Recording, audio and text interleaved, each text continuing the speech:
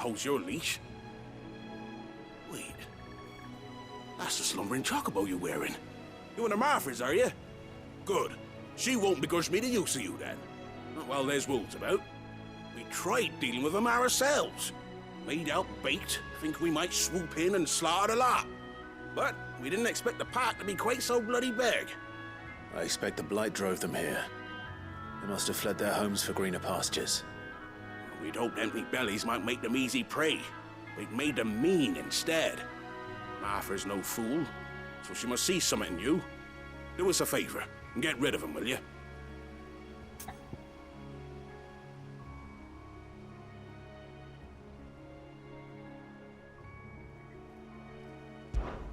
All right. I suppose those wolves pose a threat to everyone. Aye, that's what I'm talking about. I'd wager the greedy bastards are still over yonder, finishing off our bait. When you've seen to every last one of them, go and speak to my friend over the bridge. Bryce, his name is. He'll want to know if it's safe to come across. All right, off you go then.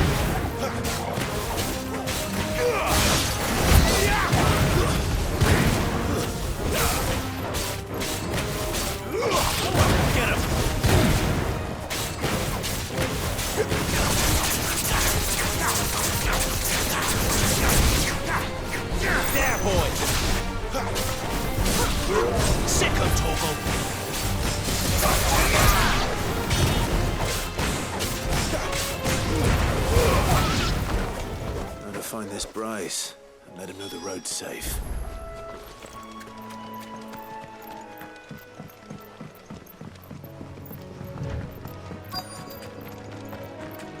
Wonder how long that bait will last.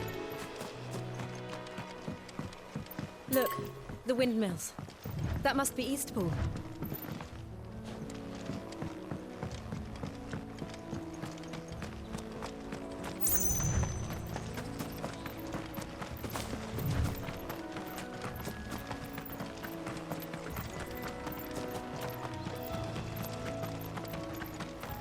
I remember coming here with Lord Murdoch when I was young.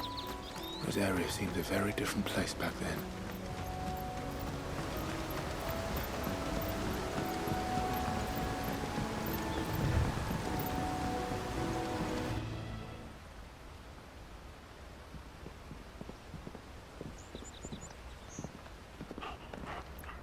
Quiet, isn't it? Yes.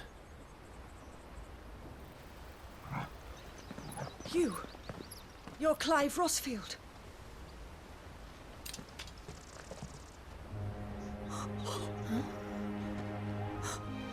It's me, Hannah, Rodney Murdoch's wife. Lady Hannah. Oh, I knew it was you. You haven't changed at all. The Lord Marquis and Jill too. It's so good to see you both again. It's good to see you too, Lady Hannah.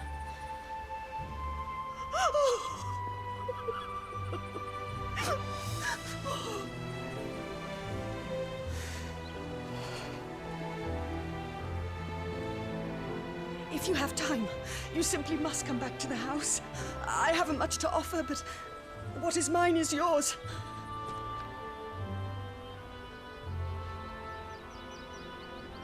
We should be delighted.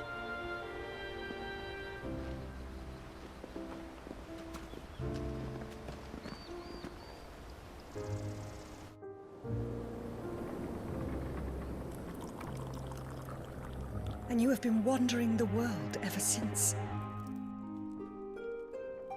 I can well understand fleeing from those iron blood brutes.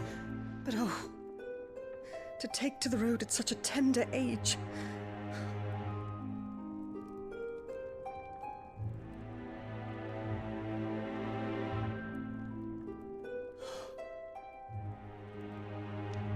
It wasn't easy, but we survived, and...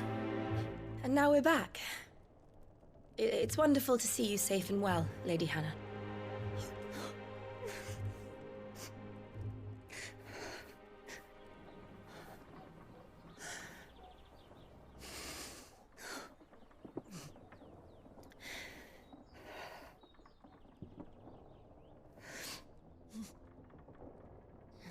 Do you think you will stay here, in Eastpool? Rosalith still enjoys the Mother Crystal's blessing, does it not? You could always move. This house holds a lot of memories for me. So long as I can live here in peace, here I shall stay. Not that it matters. The capital is closed to civilians, by order of the Duchess. Or should I say, Her Imperial Majesty. Annabella's marriage to the Emperor of Sambrec heralded a great many changes here. Yes. Of course. Oh, forgive me. I didn't mean to... Please. There is nothing to forgive. Would my mother not make an exception for you and your husband? Surely she would not refuse the Lord Commander.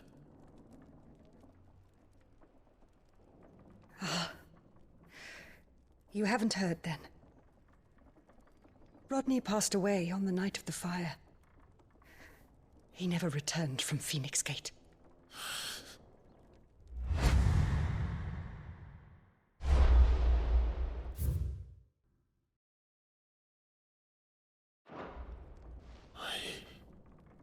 I'm sorry. Clive. My poor child. You look pale. All this traveling must have taken its toll. I insist you rest. We can talk later.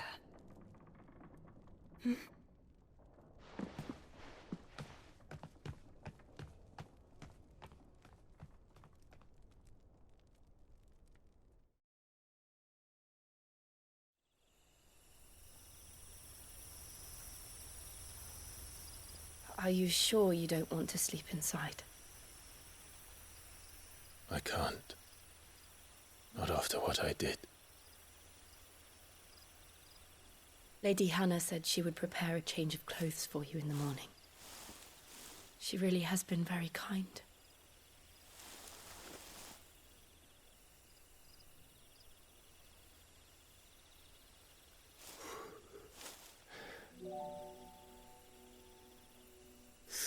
Years of killing. 13 years without the faintest glimmer of hope.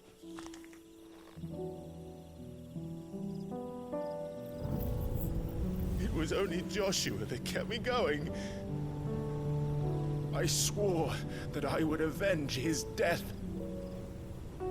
That I would kill his killer. That was the only thing that gave my life any meaning. But if it was me who killed Joshua and Murdoch and all the others, then why the hell am I still breathing?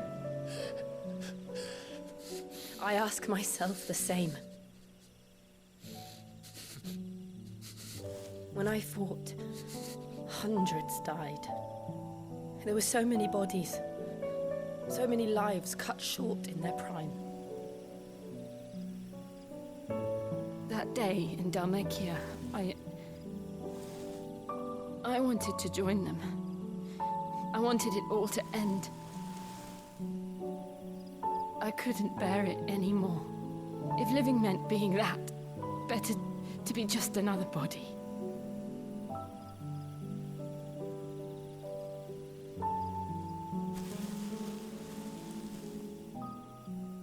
I'm sorry.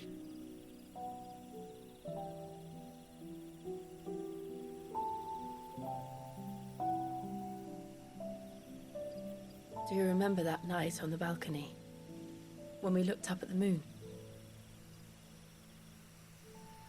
I said a prayer to Metia, and that prayer was answered.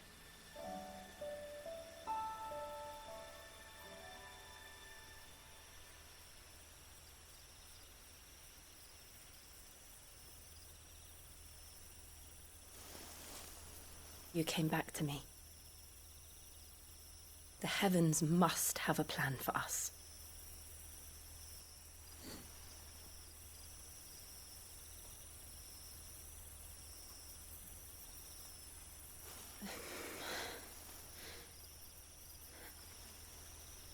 We should get some rest. Right.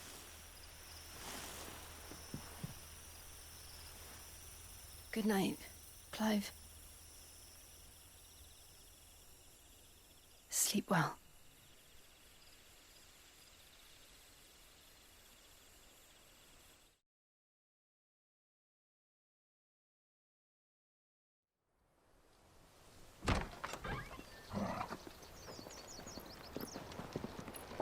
Thank you, Lady Hannah.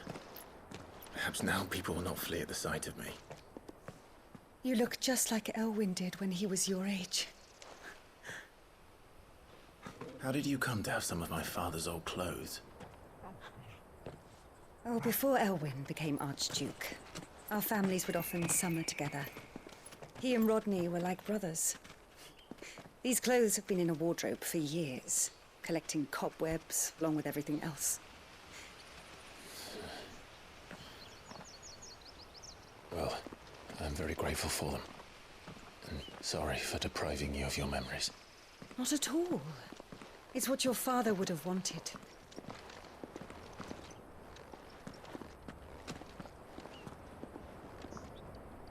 They suit you well.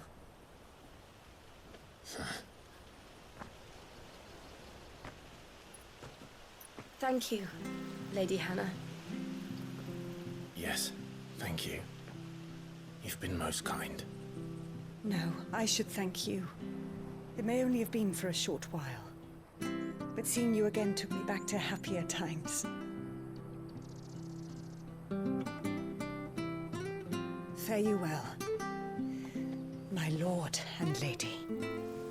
And you, Lady Hannah.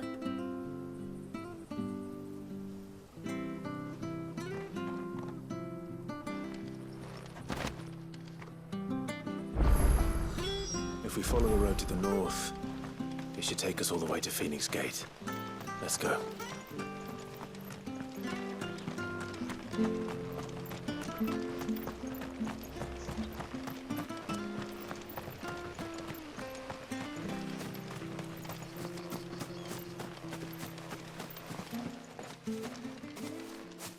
You?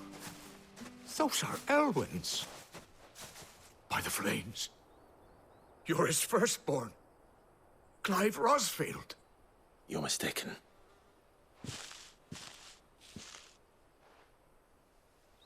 Oh, you can't fool me, my lord.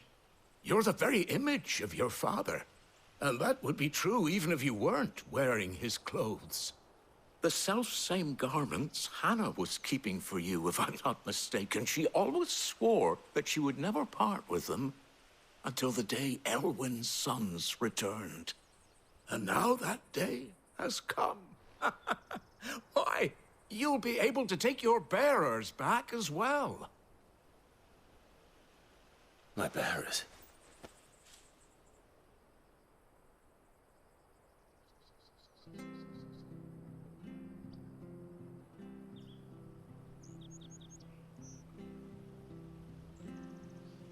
Forgive me, Master Mayor. I was a child when last I came to Eastpool. I didn't recognize you. Oh, I'd be surprised if you recognized anything at all. Much has changed since Rosaria fell to the Empire. Not least for the bearers, who once served her noble families.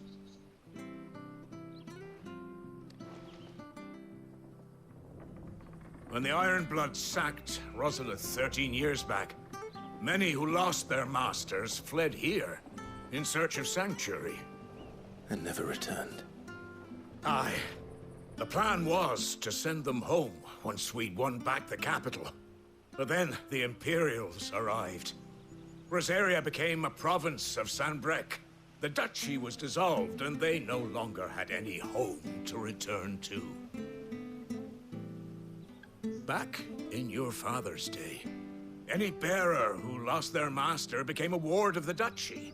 We'd hand them over to the sheriffs, and they'd be assigned a new position. But when we saw how the Empire treated their branded, we knew that wasn't an option. So they've been here ever since. And now you want to give them to me? They're yours by right, Lord Rosfield. Bequeathed you by your late father. And they'd be better off serving you than hiding here. Indeed, many of them used to serve your house, and still considered the Rosfields their masters. I'm no one's master. Not anymore. They wouldn't be safe with me. I understand. You'll forgive an old man his fanciful notions. Been daydreaming for too long. But still, I would ask a favor of you. A small mercy. If it is within my power. One of the bearers is an elderly fellow who still swears absolute loyalty to Archduke Elwyn. I don't ask that you take him into your service, only that you meet with him. Let him see that Elwyn's son still lives, and that he's as fine a man as his father ever was. It would be my honor. Thank you, my lord. He sits by the well most days, watching the people go about their business. If you could show him your face, I would be most grateful.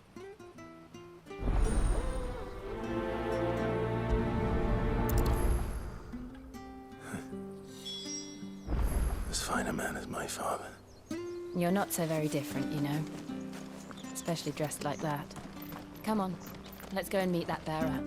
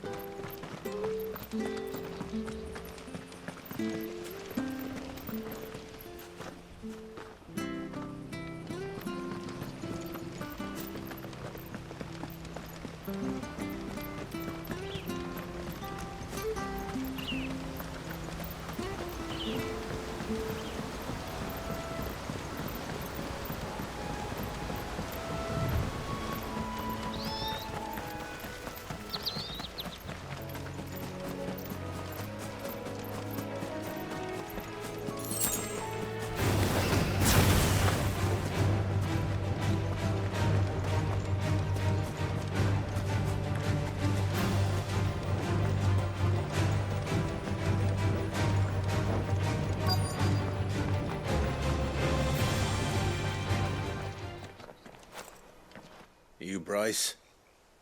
What's it to you, bearer? Your friend asked me to get rid of the wolves.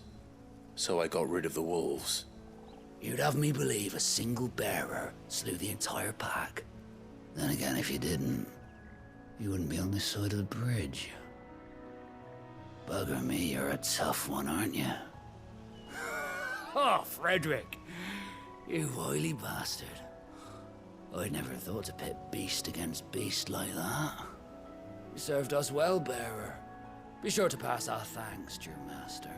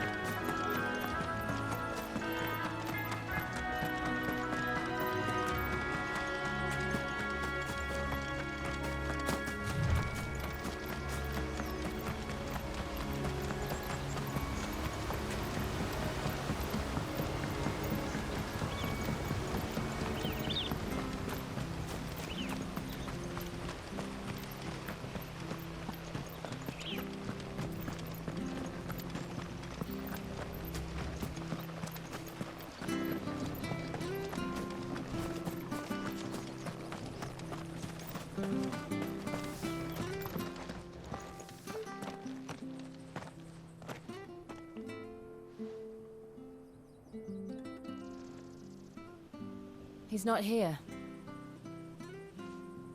Well, I can't leave without meeting him. I've let the mayor down once already. It would be cruel to disappoint him again. Right, let's ask around. Someone must have seen him.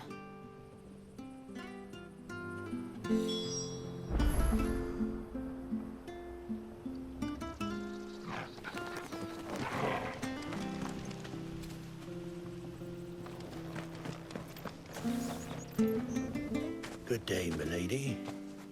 What can I do for you? I'm looking for a bearer, an elderly fellow who used to serve the Rosfields. Have you seen him? Ah, that old loon. No, no sign of him today. Funny, he's usually down by the well at this hour, cooking up his fantasy feasts. I'm sorry? Oh, he worked in the kitchens at Rosalith Castle back in the day. Still thinks he's there now. You'd often hear the poor fool chatting away to the Archduke. Living in a dream he is. But better there than here, I suppose. Can't imagine the Vicereine stopping to trade tales with a bearer. Can you? No. Anyway, you'll be round here somewhere. Doubt he has the path to stray too far. Thank you. We'll keep looking.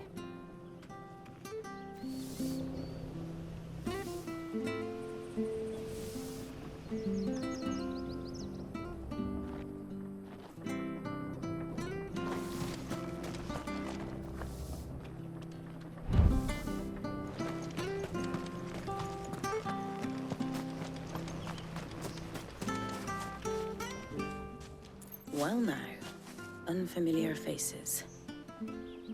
What brings you to Eastpool, travellers? We're looking for an elderly bearer. You wouldn't happen to have seen him, would you? Ah, you mean the old boy who always waits by the well? Yes, that's him. What business do you have with him, if you don't mind me asking? You're not from the capital too, are you? We are, in a way. Well then, it's a pleasure to meet a fellow Rosalithian. I was born and raised down Market Street, and never would have left if Archduke Elwyn had survived the fire. It wasn't the same when the Duchess took over, though. All the beatings, the evictions, the levies going up and up and up, even as the blight took half the harvest. Oh, listen to me, telling you what you already know. I'm sorry. I'm afraid I can't help you with your bearer either, though I doubt he'll have gone far. He comes here every day, almost as if he's waiting for something. We'll keep asking around then. Thank you.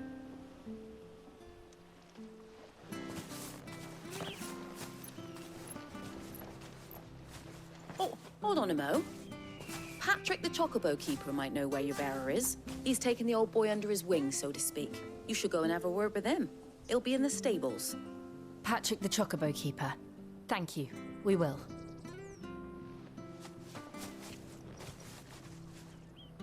I'm sorry, Jill. For making you do all this in my stead. It can't be helped if we're to keep up the pretense. Come on, let's head for the stables.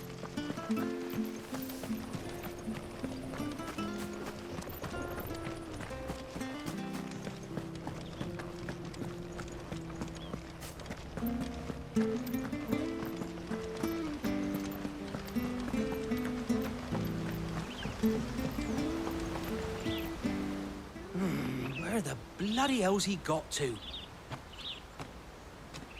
Excuse me, but is something the matter? It's this bearer I've been minding. I take my eyes off him for 1 minute and he disappears. He's not in his usual spot by the well, nor anywhere else in the village. You must be Patrick. I am, but... And this bearer you're looking for, he's an elderly man who used to work in the Rosalith Castle kitchens, yes? That's the fella. How do you know all this? I've never seen you in Eastpool before, but you seem to know the place better than I do myself.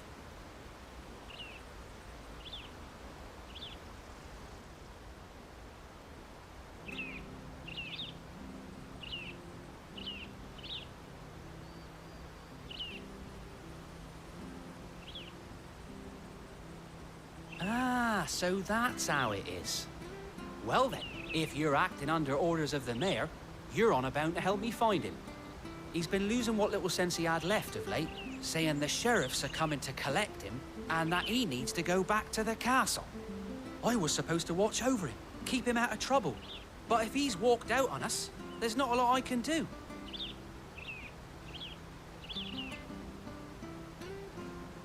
Understood. You keep searching here, we'll look for him outside. Thank you. I'm in your debt.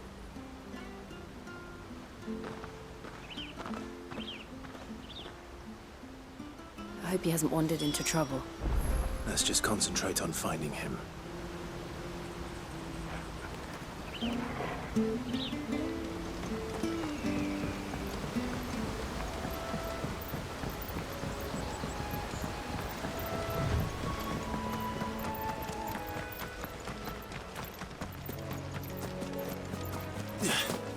Still no sign. Could he have strayed even further?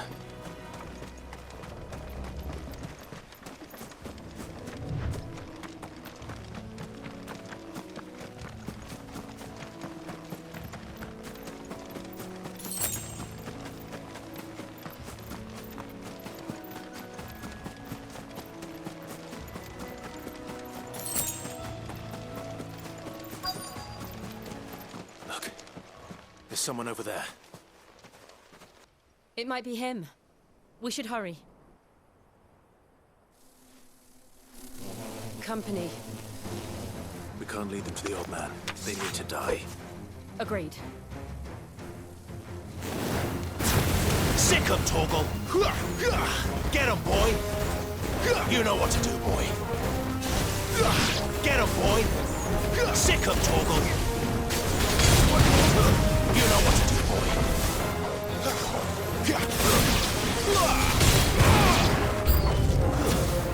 Over here.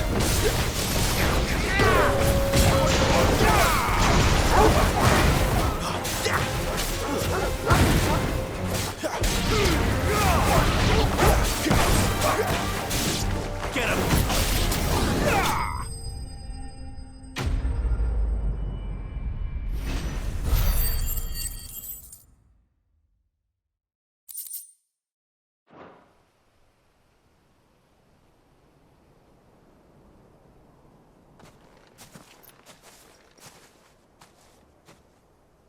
Are you all right, my friend?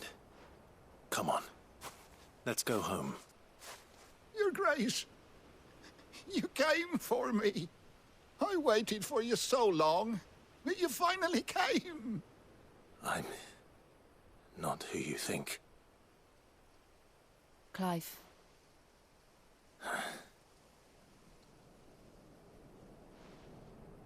Yes.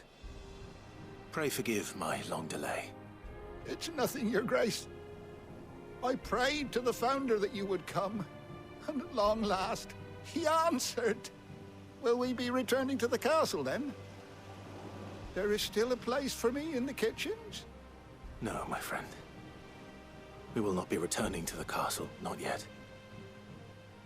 I'm on a very important expedition. One which may take some time. Could you wait for me in Eastpool until my journey is complete? I will come back for you then. I promise. Of course, Your Grace. For you, I would gladly wait until my dying day.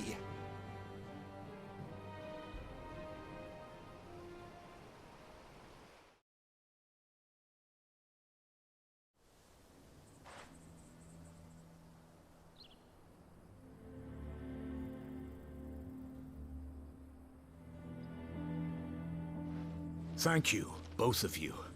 You've been most kind. The memory of serving the late Archduke was as one light in the darkness, and now that light burns a little more brightly. It's nothing but a fantasy, of course, but it's better than the truth of the matter. A damn sight better. The blight is on our doorstep. Our harvests are failing. The people are leaving in droves. If it weren't for Lady Hannah selling half her worldly goods to provide for the few of us who stayed behind, we would long since have starved. We want to keep the bearers safe here, we really do. But unless a miracle happens, we won't be able to spare a crust of bread to share between them soon enough. Is it really that bad? So bad, I even petitioned the Imperial garrison to take them. But when they found out where they'd come from, they damn near spat in our faces. Ducal dogs, they called them. Enemies of the Empire. I know a man named Sid, who would gladly give a home to any bearer in need of one. Leave this with me. As soon as I return from Phoenix Gate, I'll speak with him. Thank you, my lord. Will you be passing through Eastpool on your way back?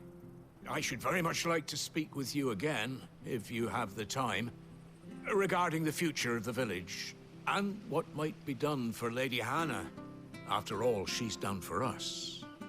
Yes, of course. I'll be back anon. Fare you well, my lord, my lady. I wish you a safe journey.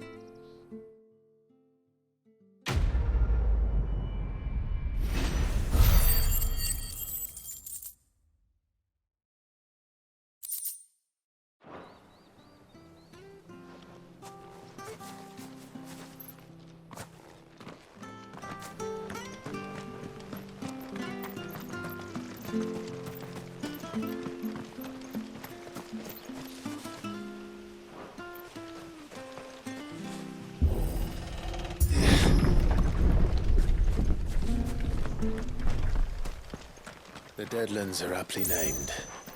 I didn't realize they were this close. No wonder their crops are failing. The blight is leaching the ether from the soil. And when the last drop is drained, their fields will turn to this. No plants, no animals, no life. And no monsters. I suppose that's one small mercy.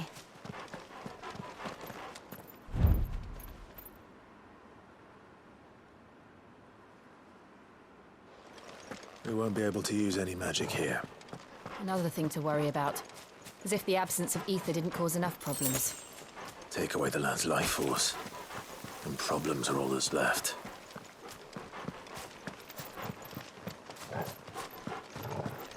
I can hardly imagine what this place used to look like before the Blight took it. I remember. It was beautiful.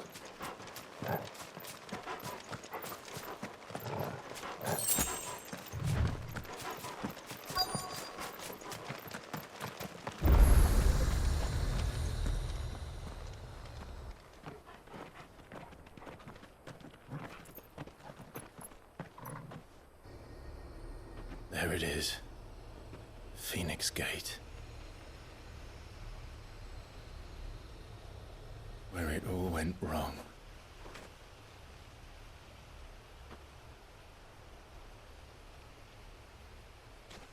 Come on, Clive.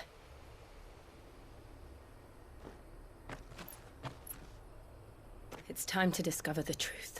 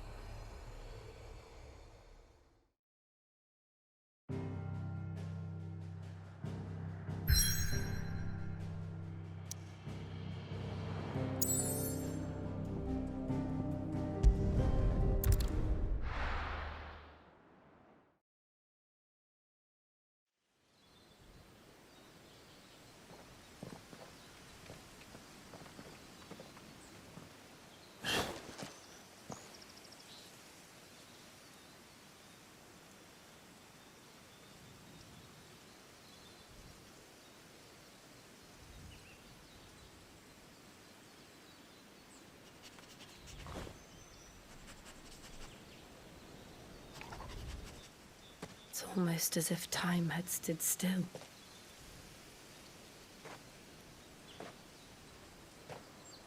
I suppose no one had any cause to return here. No. It's just as I left it.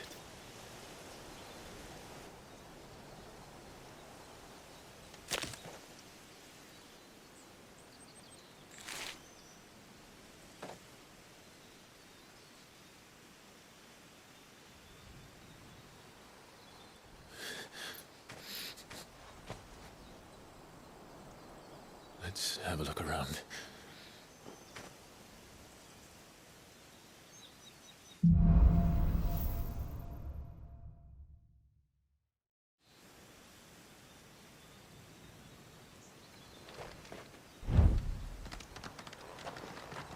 Could I have done this? Could anyone?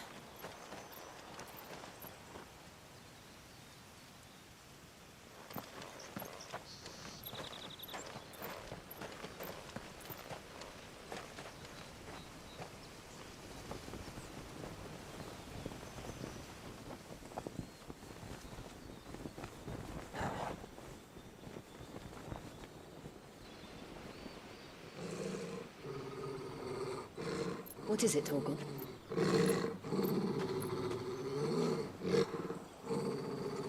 Clive.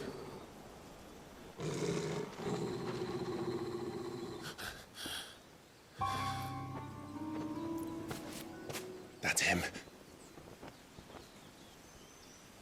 He's the only one who can tell me what happened.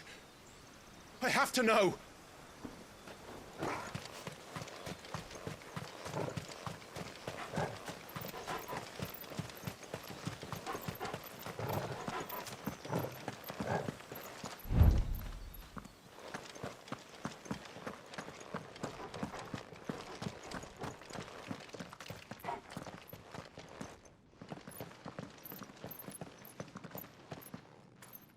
Where is he?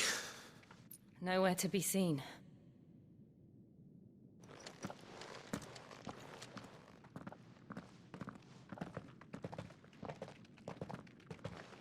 Damn it! He's like a bloody eel. What is this place, anyway? Some sort of shrine? Oh, sorry. You've never been here before. This is the Hall of the Gate. The gate? It's a relic of the Fallen. Only the Phoenix's dominant can open it. Hence the castle's name. This was where Joshua was supposed to...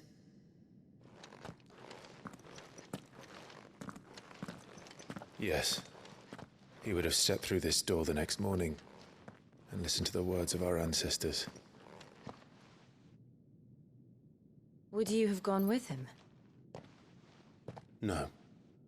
The apodatory is holy ground. None but the dominant may enter. I and the other shields would have stood guard here and prayed for my brother's safe return. Where the hell did he go? Perhaps he went inside. He couldn't have. He'd need the power of the Phoenix.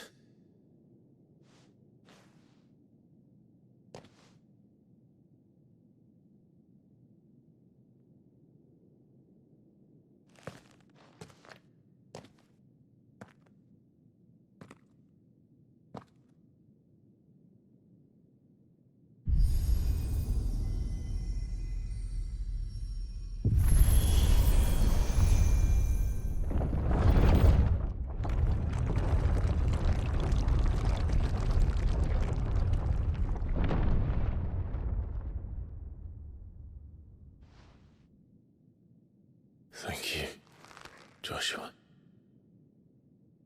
Are you sure about this? Nevermore.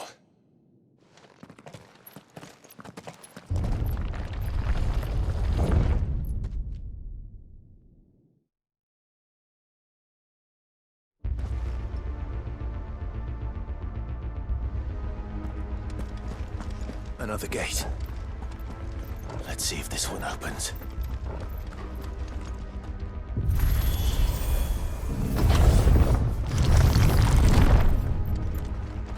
Could this place really be a fallen ruin? You could hardly call it a ruin. It's perfect. Like it was built yesterday. Have you ever seen anything like this?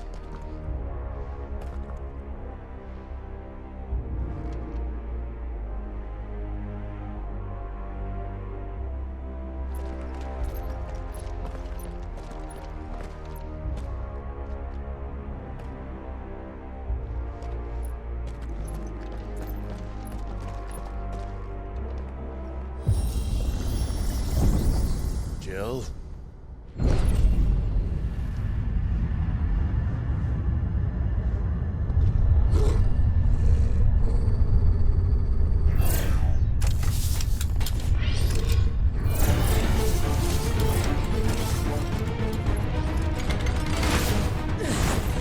What do we do? The usual.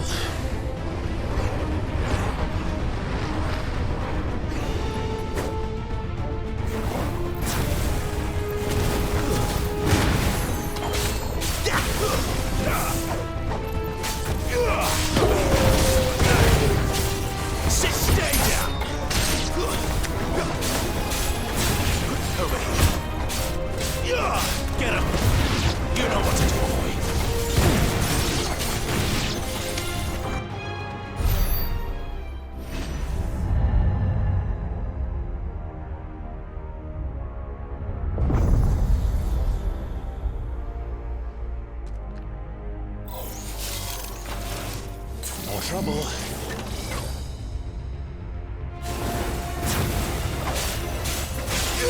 There, boy!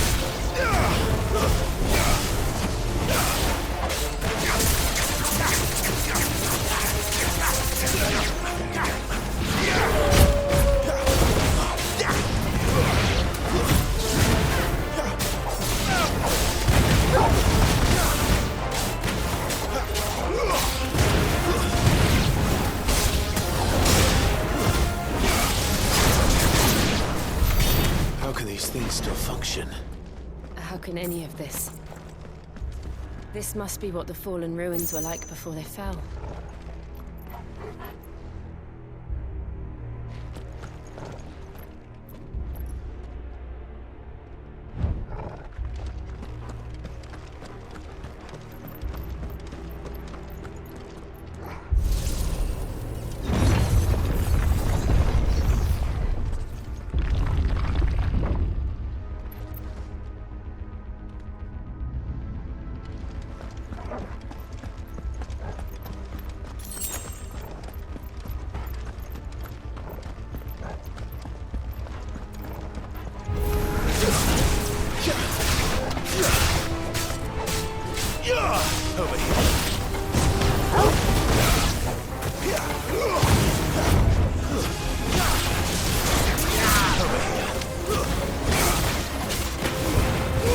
Keep your distance, boy.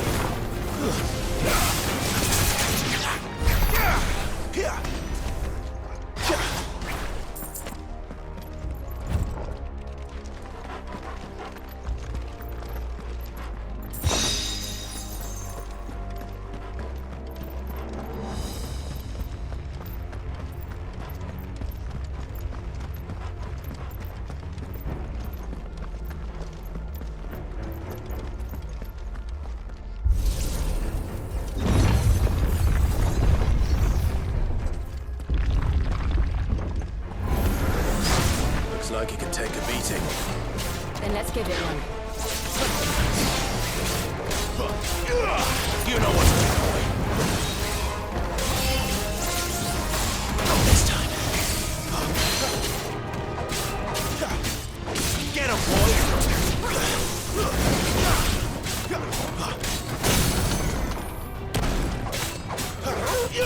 Sick of Toggle. Over here.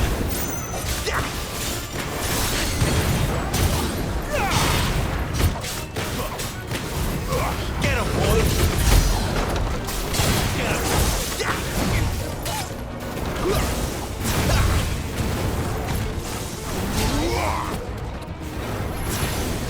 Get him!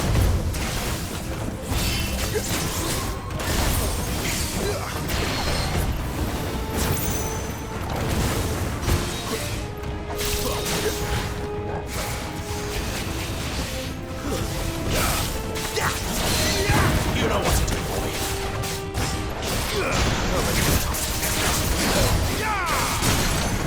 Get him!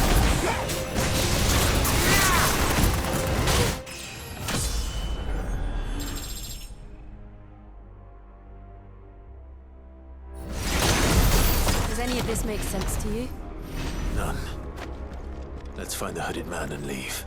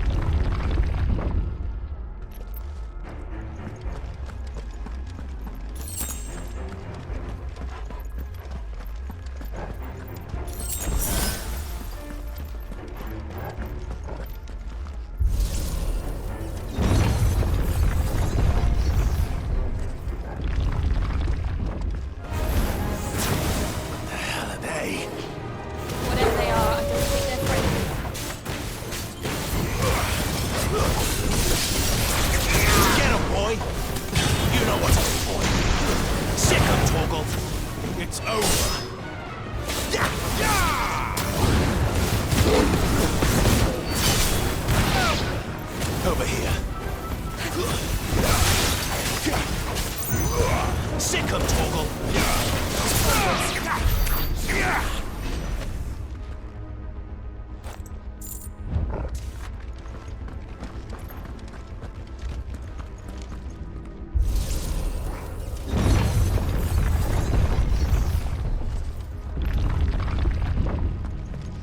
Would Joshua have had to run this gauntlet too? No.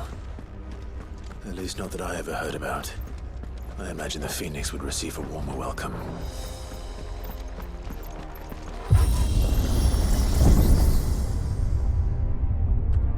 Here we go again.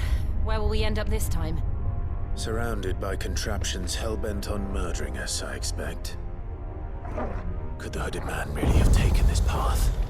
We won't know until we've followed it all the way to the end. Come on, let's keep looking.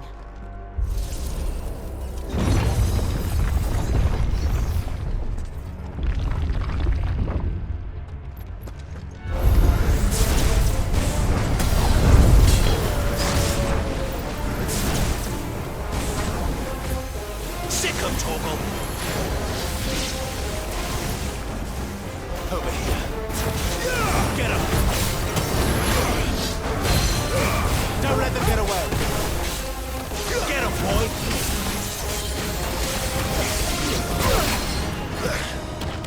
Sick 'em, Torgal!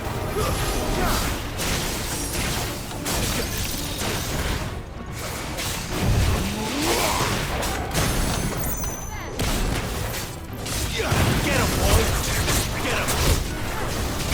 Sick 'em, Torgal!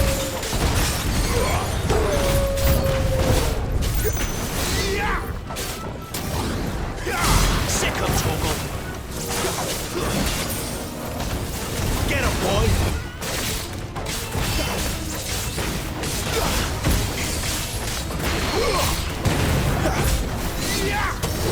You know what to do.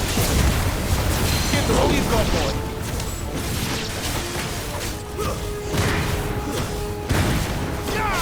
Sick 'em, Torgal!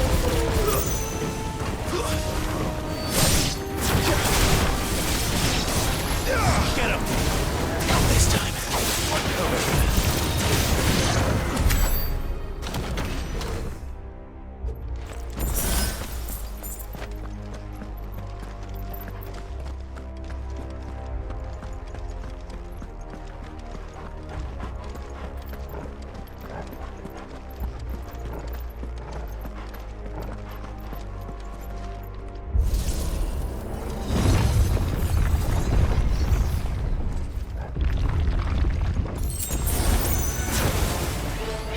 Get him, boy! Sick 'em, Torgal! There, boy! Over here. Sick 'em, Torgal! Get him!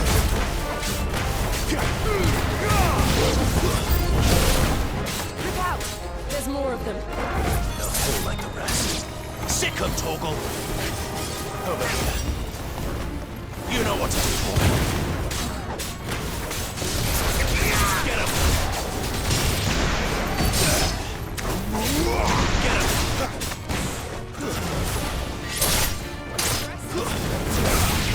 You know what to do, boy. Get him, boy! Sick 'em, Torgal! Stay down! Keep your distance, boy. Get him!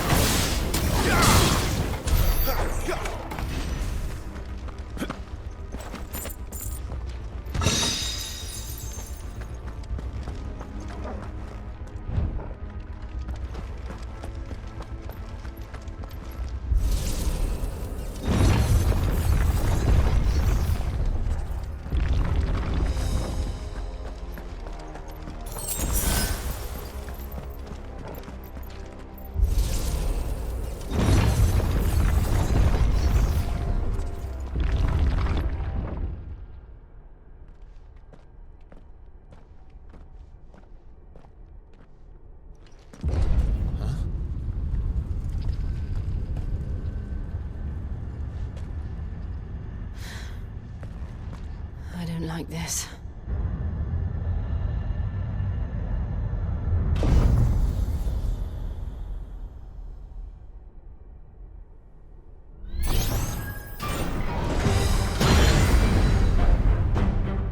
Seems the feeling's mutual.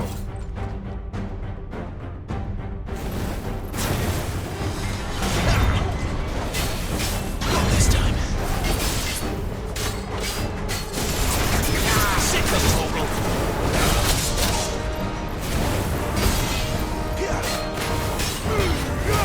Give them all you've got for them.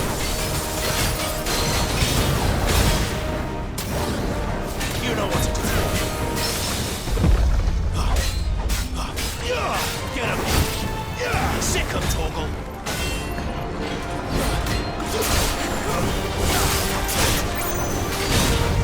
Get him!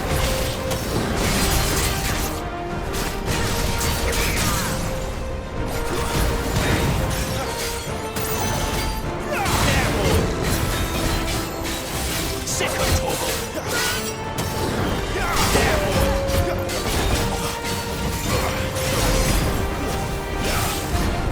Don't let them get away!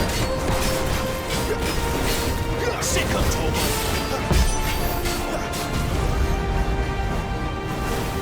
It's drawing in energy. Not for long it isn't. With me.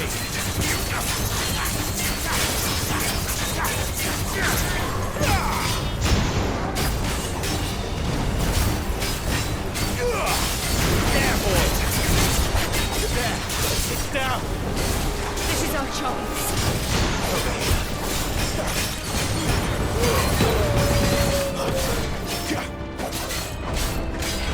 Get him, boy!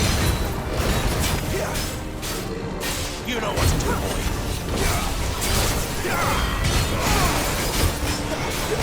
You know what to do, boy!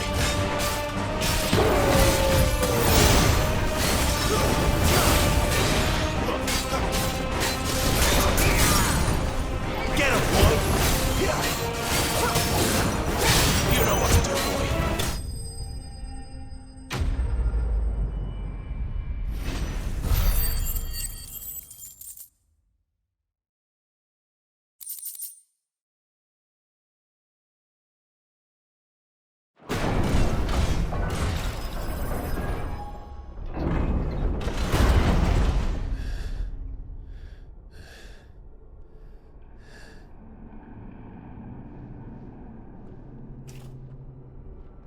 It's done.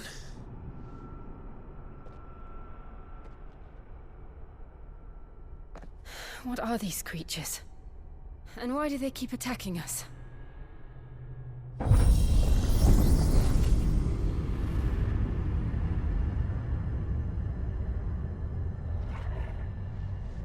They're probably asking themselves the same thing. We're the ones trespassing here. They're just protecting their home.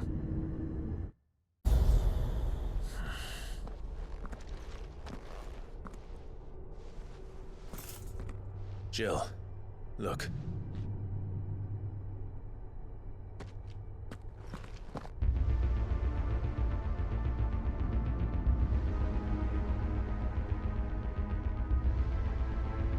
Is that some kind of mural?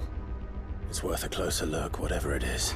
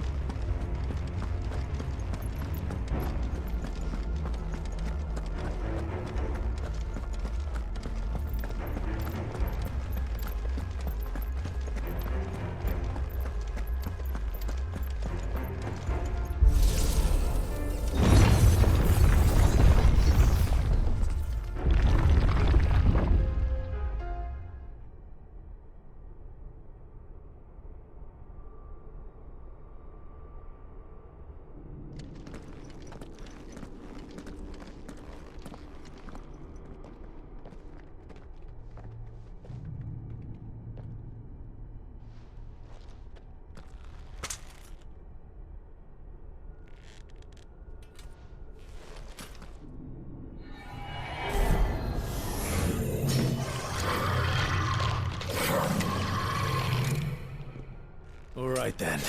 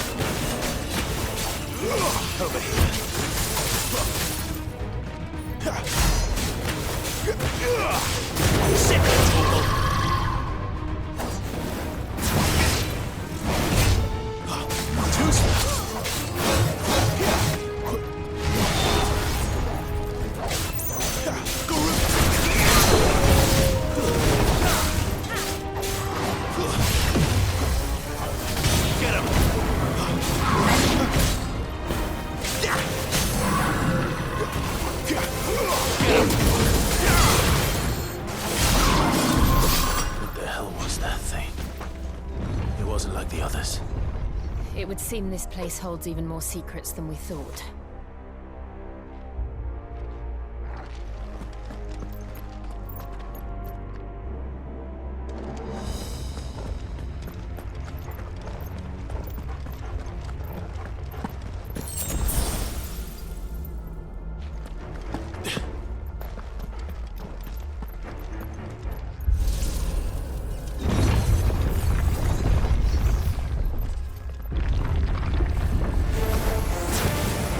Look out!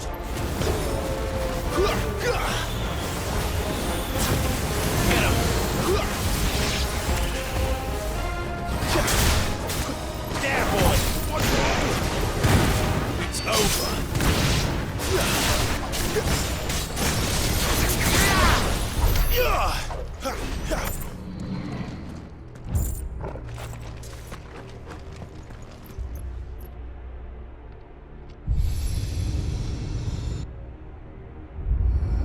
What have we here? Another fallen wonder.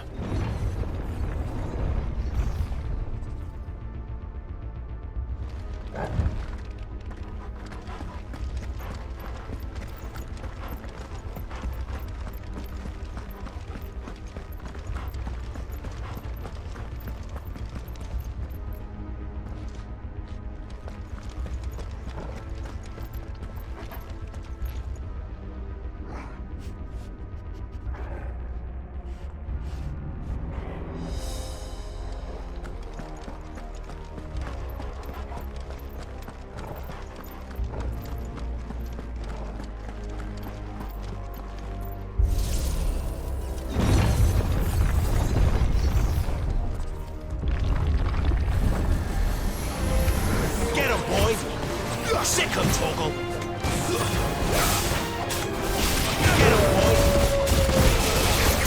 Sick of Torgal!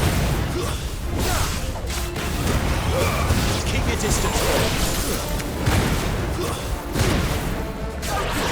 Stay down!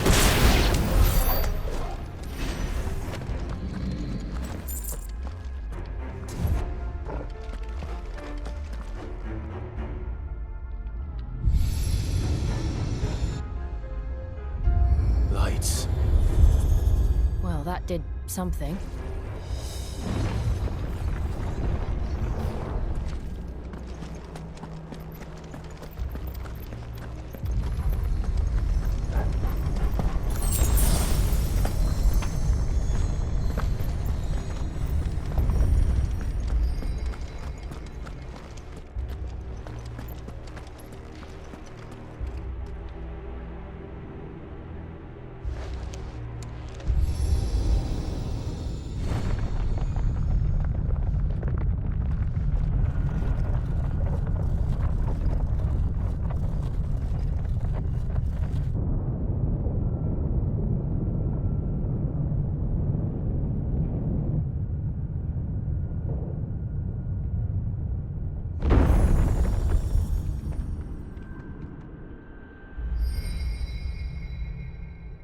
So, it isn't a dead end after all.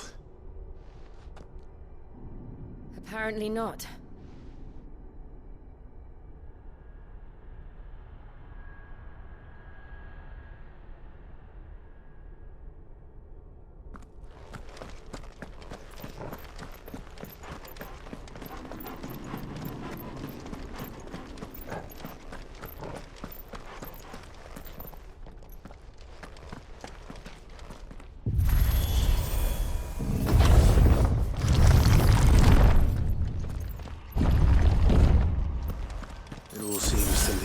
this room. And look what's in it. How old do you suppose this is? 1,000 years? More? I don't know. I've never seen anything like it before. Who is that in the middle, do you think? Some sort of god?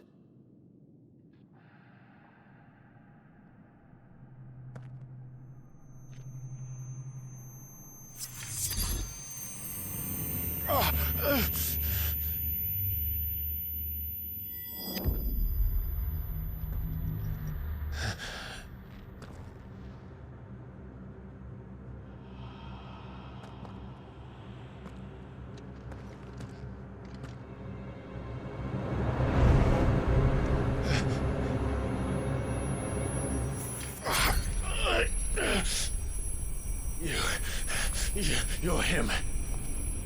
The second dominant of fire. Who are you?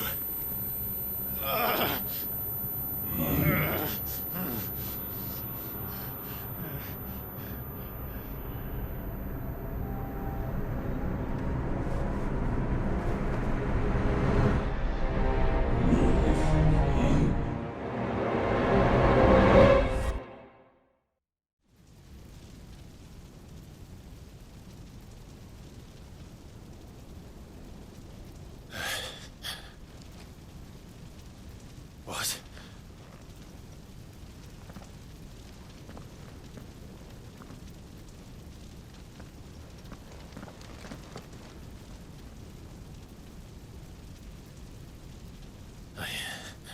I'm back.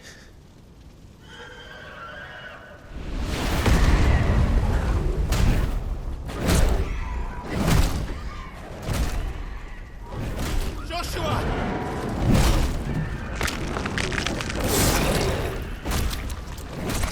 Stop it! Please! Stop!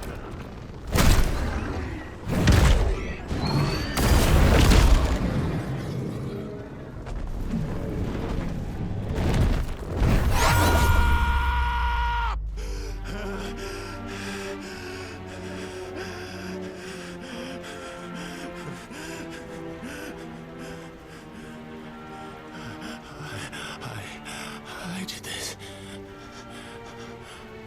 I killed him.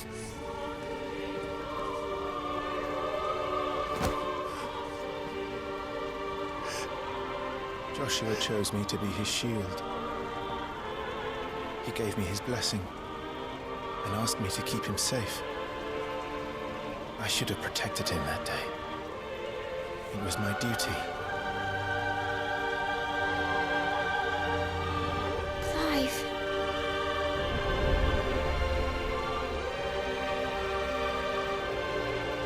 Joshua.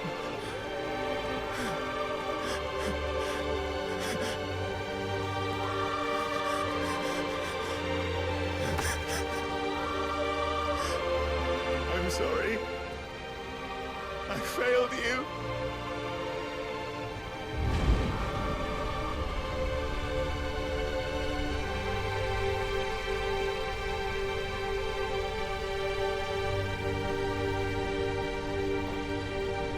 Joshua died. I killed him. And I blamed another for what I did. To spare myself the guilt. I feared that by accepting it, I would lose what little was left of me. So I ran. From everything. And now? Are you ready to accept the truth? I am. I know it won't be easy, but it's what I must do. So that Joshua's soul can finally rest in peace.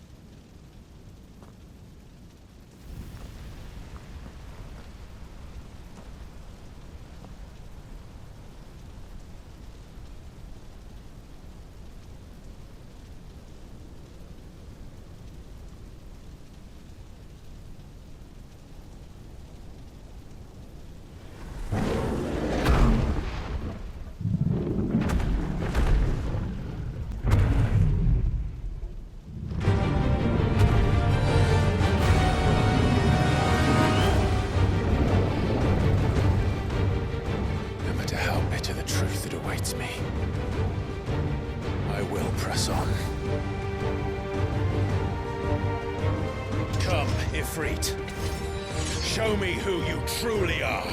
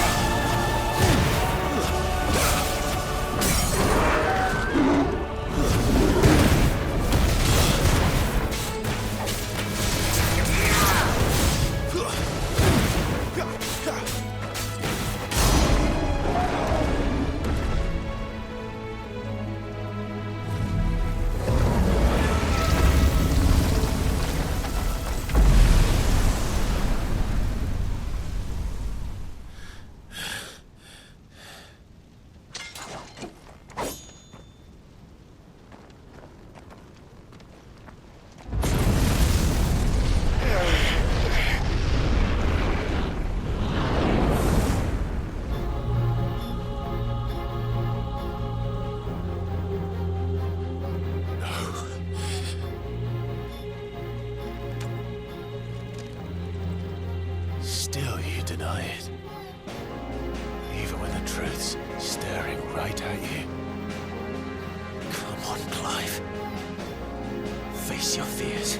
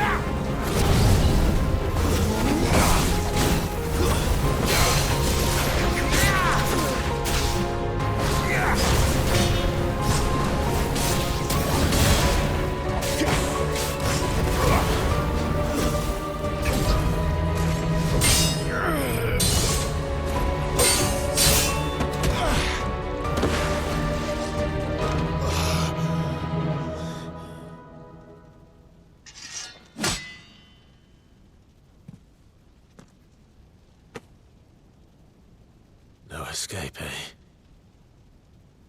It's all right. I'm done running from you.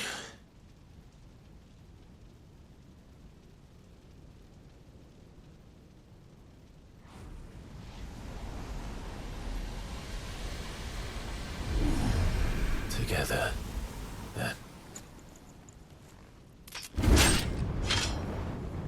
It's time to find out who we are, once and for all.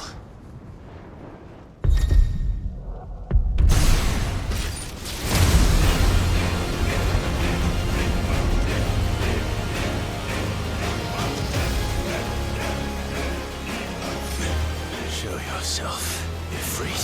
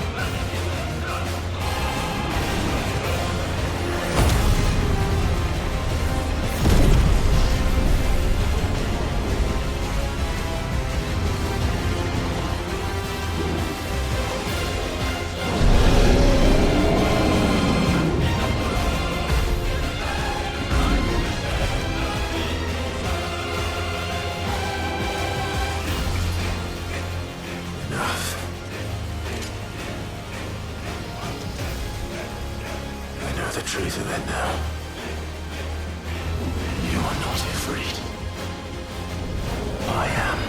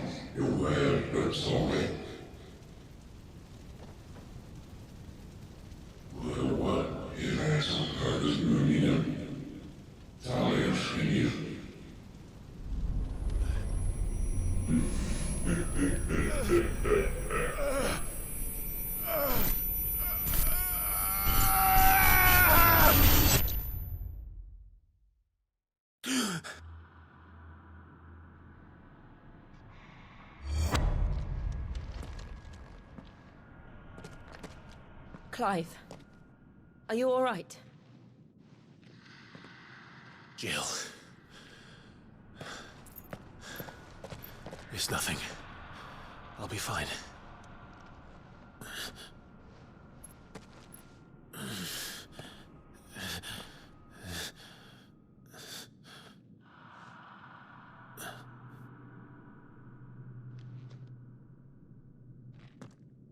No more chasing shadows.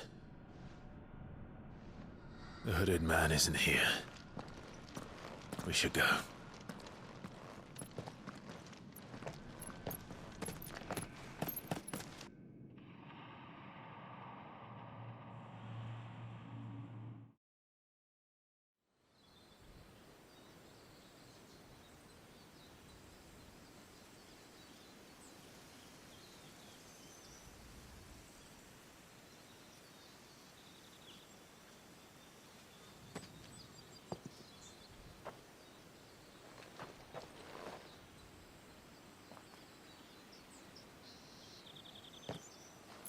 Clive, are you sure you're all right?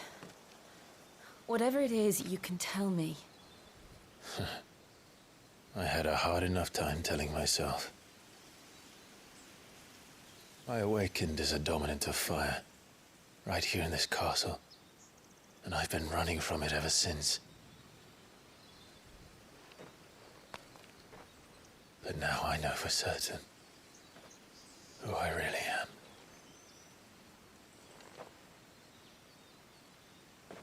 The second icon of fire, who killed my brother and burned this castle to the ground, was me. IFRIT. Clive.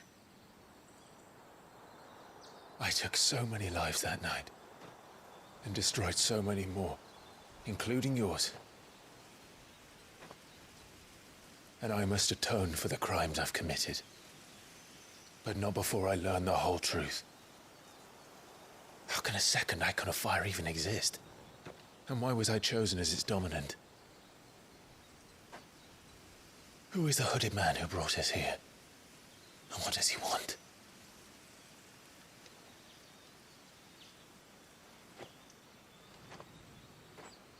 I need to know. And since I'm still breathing, I might as well make myself useful. We'll find your answers together. I want to learn the truth too. There'll be time enough for atonement when we're done. I was hoping you'd say that. I don't think I could do this without you. You never were one to hide from the truth, even when we were young. And you haven't changed a bit. You're wrong. I have changed. But I don't want to be that person anymore. The things she did were unforgivable. And yet, they're what brought us back together.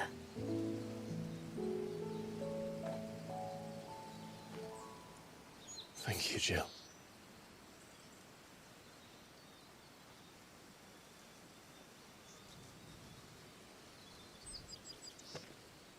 If he is here, then the disturbance I felt at the care must have been confounded. The hour is later than I thought.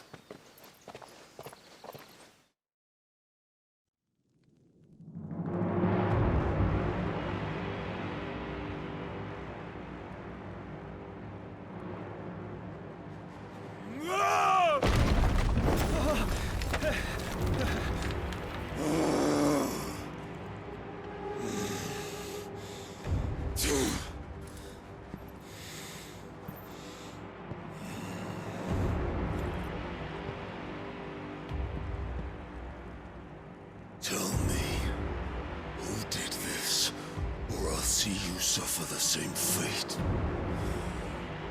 The man who delivered the coffer said... He said Sid paid him.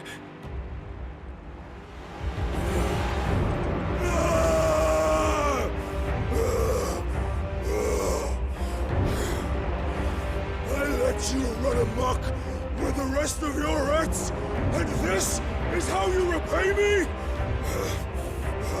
Find out where he is. I'll crush him, flay him, rip out his heart, him and all his filthy brood, and send every last one of them to out. No! Yes, yes, my lord.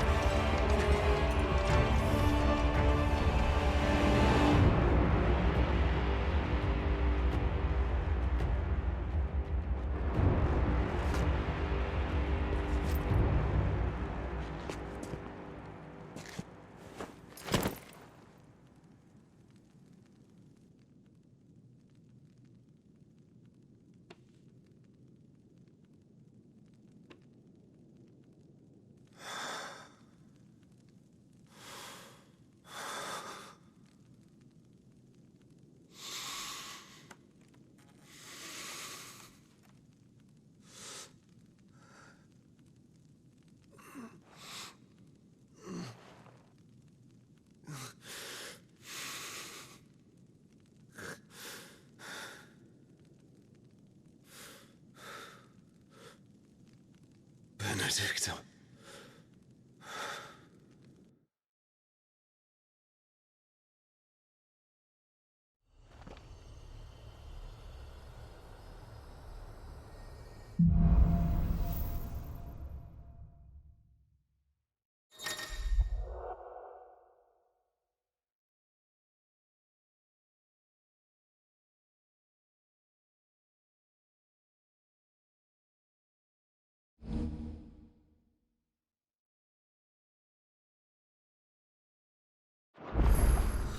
So, what next? We return to Eastpool. About Lady Hannah, amongst other things. Though she may be loath to leave, I can't help thinking she'd be safer with Sid too. All right. We should arrange an introduction then.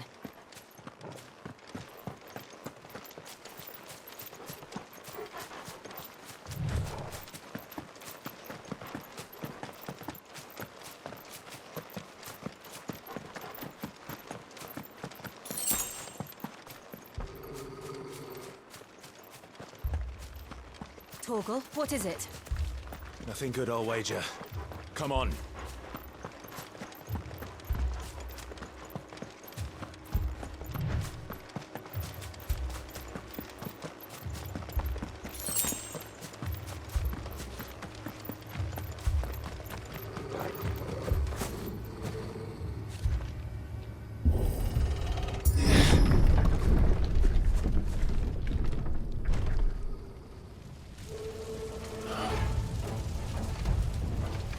What happened here?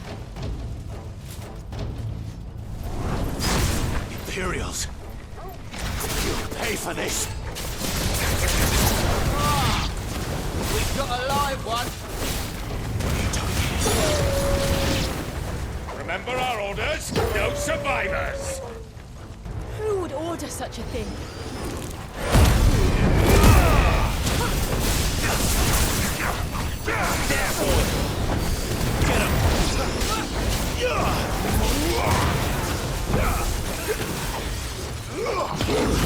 It's over! It's over! Get him!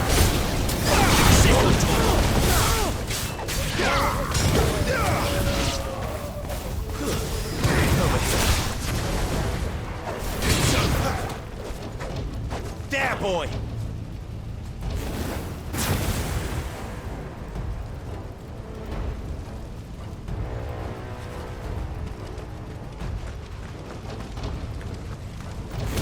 You could escape us, did you, Brandy? Get him!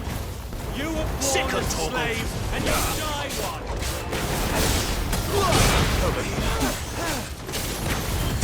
Kill all the ducal dogs! Ducal dogs? Hey, we're innocent people!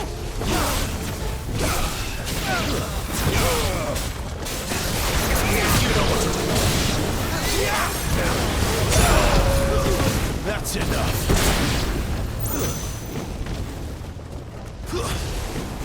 Get him!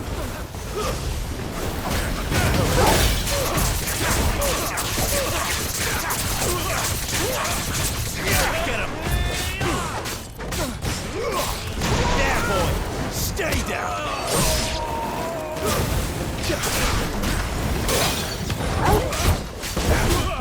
You know what to do. Wipe this place off the map! It's over! Get him! To the sword! There or no! Sick him, Torgal! There, boy! Sick him, Torgal! There, boy! Stay down!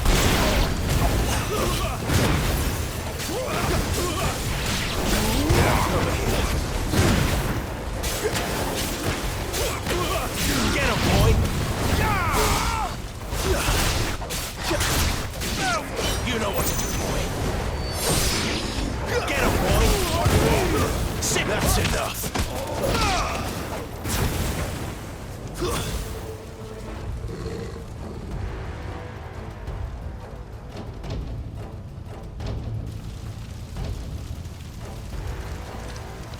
must burn! The bearers and those who sheltered them. By Empress Annabella's command!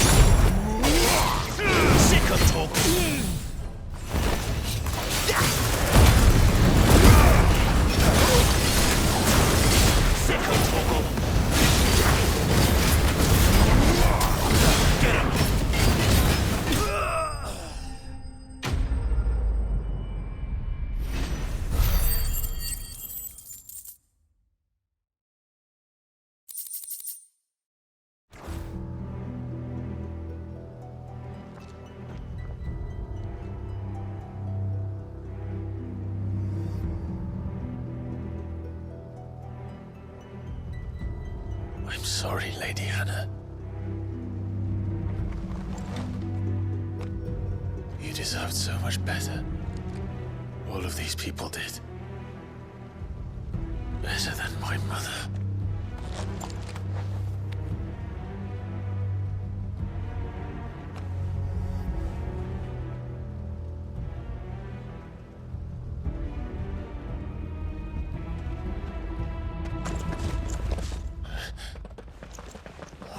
Too late! Gav! Clive!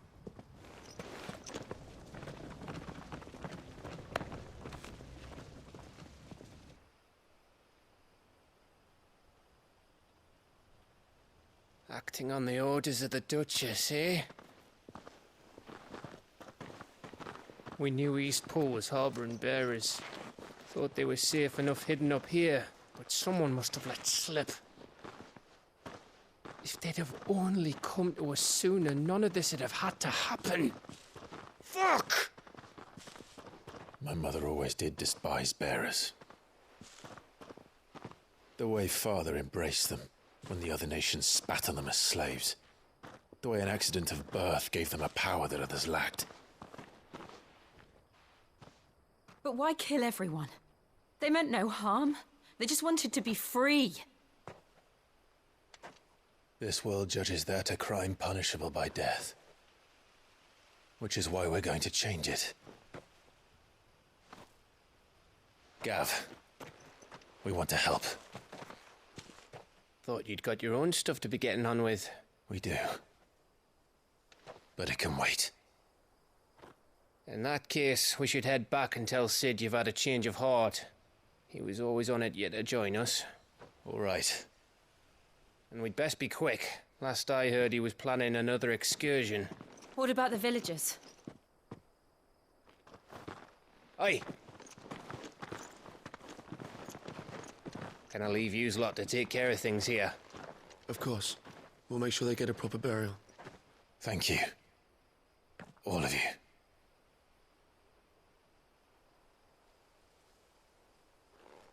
When you're ready, then.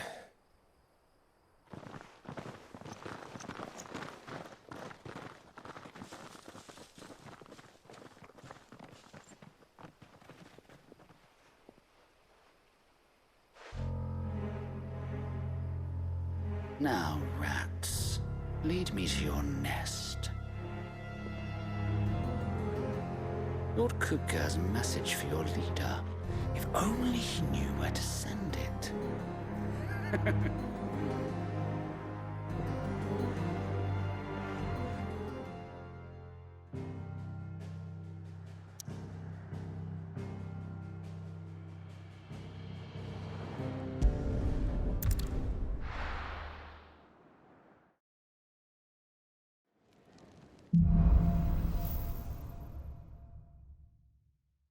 To Sid Solar, then. We have a lot to discuss.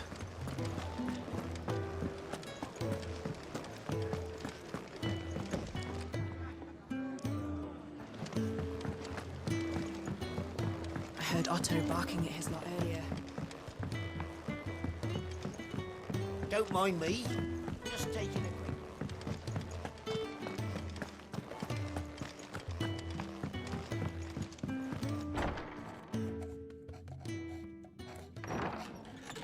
This place is getting more crowded by the day. I tell myself the bustle's a blessing. There'll be time enough for quiet contemplation when I'm dead. So, did you find the answers you were looking for? I still don't know what to make of this gift, curse, or whatever it is I've been given. But there is one thing I can say for certain. I am a dominant, IFRIT. And there is nothing I can do to change that. It is a burden I must bear until my dying day. Spoken true. Forgiveness, and in turn salvation, can only begin with acceptance. It's a path we all must walk, no matter how colourful our histories. Sid, you once told me that you wanted to build a place where people could die on their own terms. I did. I've been thinking about that. Why not a place where people can live on their own terms? For 13 years, killing was all I knew. So obsessed with death that I never stopped to consider the lives of those around me. Lives that I see now were scarcely worth living. Be they bearers or beggars, most march blindly to their end, never realizing that they too deserve a choice. And I dare not turn a blind eye to their suffering any longer. So, atonement then, is it? That was the answer we found. The only one we need. I'll be expecting you both to pull your weight. And we will. Well then, with a sprinkle of fire and ice, this plan of mine might just work.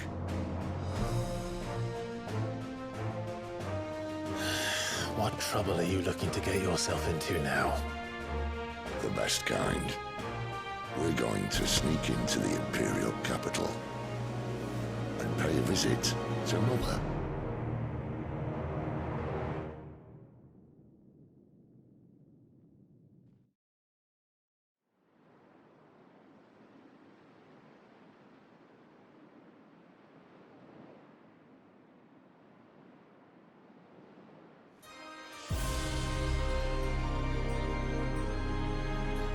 And the last of our farmholds in the eastern provinces has succumbed to the blight. Without their yield, we will be hard-pressed to fill the capital's granaries before winter. If there is a capital by then, the black creeps closer as we speak. And yet you do naught but ball and bluster.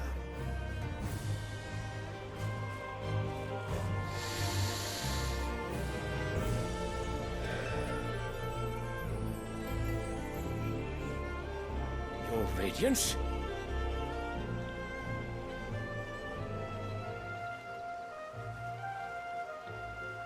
If it is fertile land the Empire acquires, we need but look south. If you mean the crystalline Dominion's holdings, we are bound by mutual accord. Theirs is a neutral state whose borders we are sworn to respect. Gentlemen, did we swear to see our people starve? Well, I really do think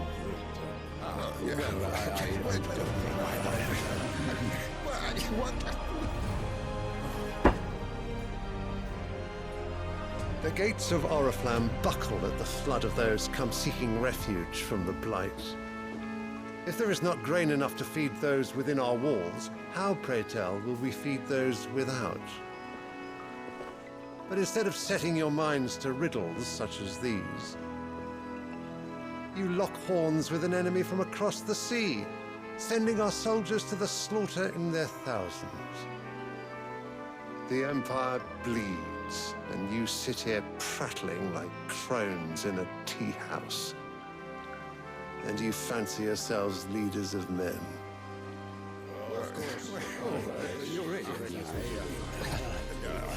Sanbreque is naught without her citizens. We are but their servants. If their land is being wrested away, it is our duty to claim new lands for them. Your Radiance!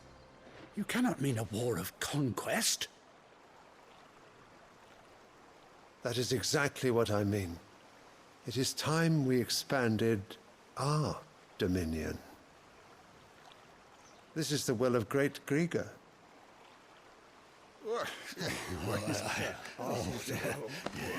There will be uproar.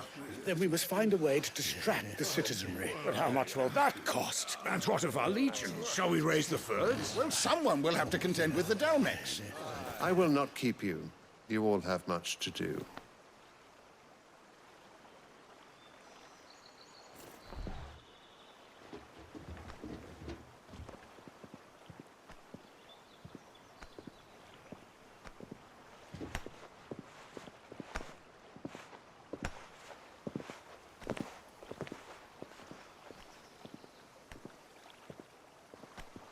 Where is my son?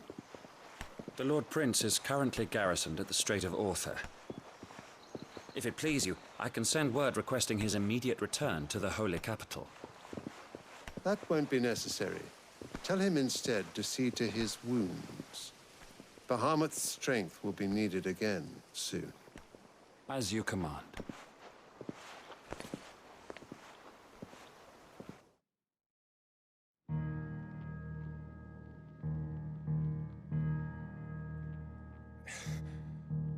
I must have misheard. You mean to tell me that the Mother Crystals are the reason the world is dying? Are you mad? I have been called that on occasion, but no, not today. We've all seen it firsthand.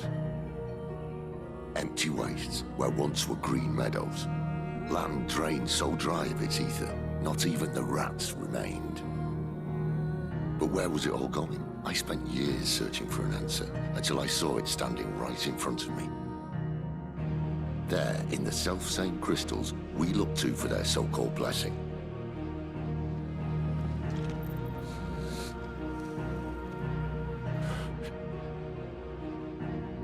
All right, listen.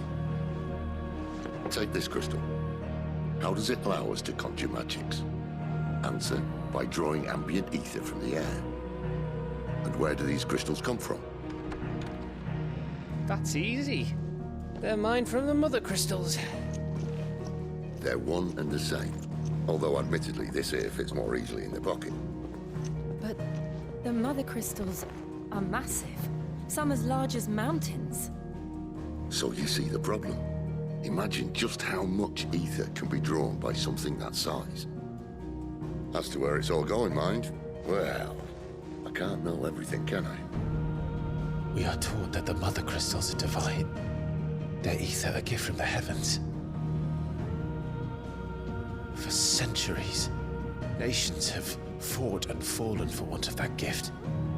If what you say is true, how did no one else see it? Who says they didn't? Maybe the truth was inconvenient. Inconvenient to whom, exactly?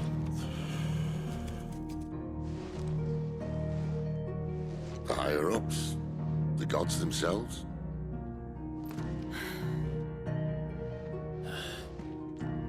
So now you want to do something about the crystals?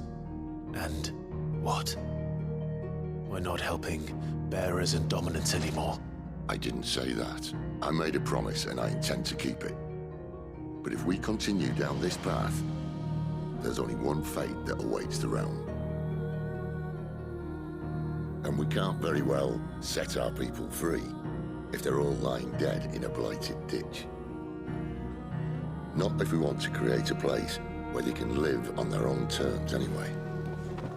Sort of defeats the purpose.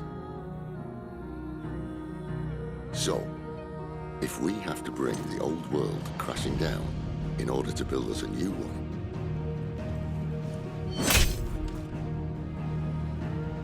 what say you? Are you with me?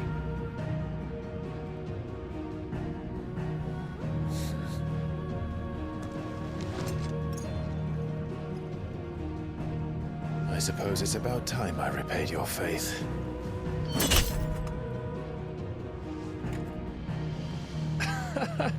You could have just said aye. But it's nice to have you aboard all the same.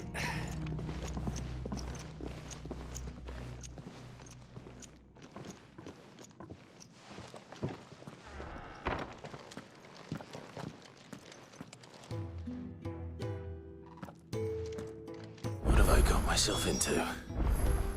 I'm going to need more than a few potions for this.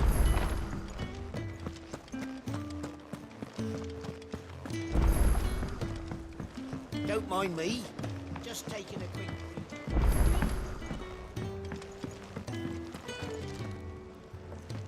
So what god's-forsaken corner of the realm is Sid dragging you off to this time? Oriflamme. The Holy Capital. And what business would you lot having... On second thoughts, I don't want to know.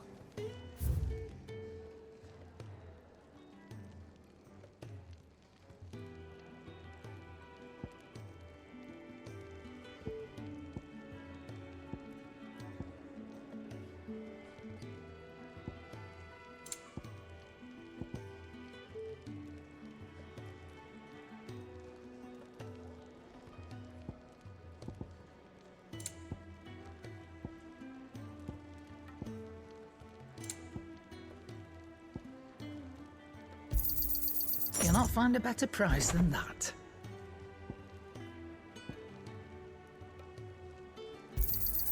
It'd better all be here.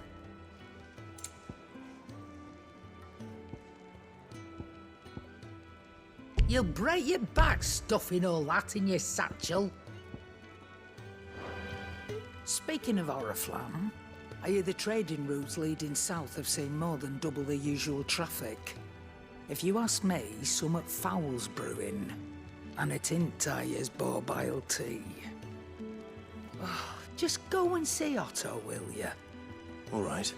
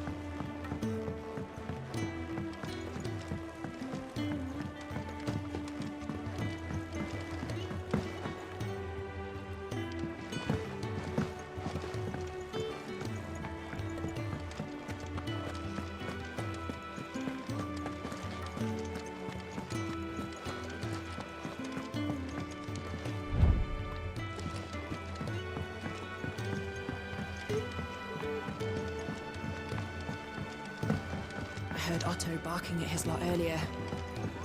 Sound happy.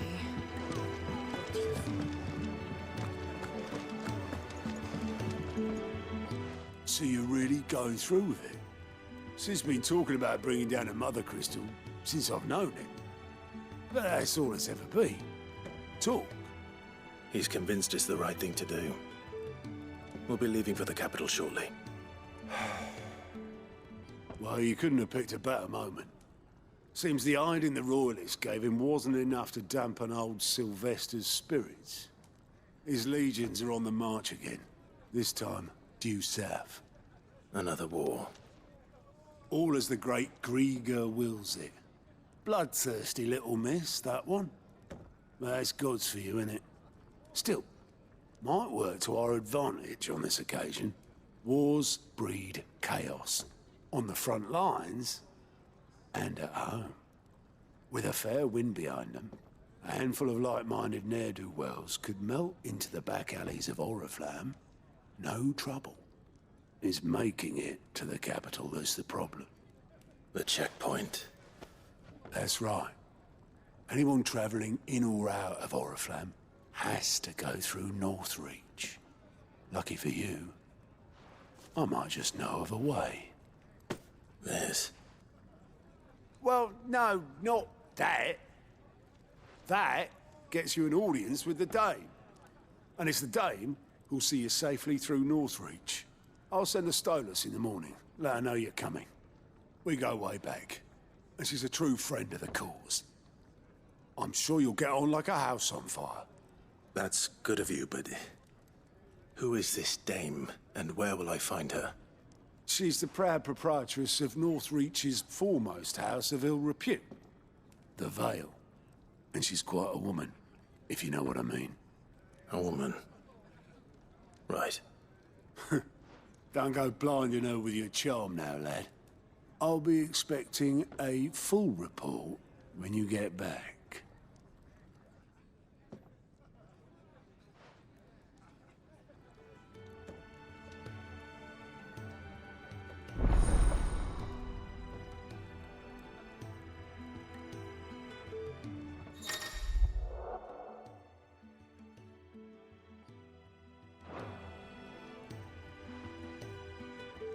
I suppose that's everything. Now to find Gav.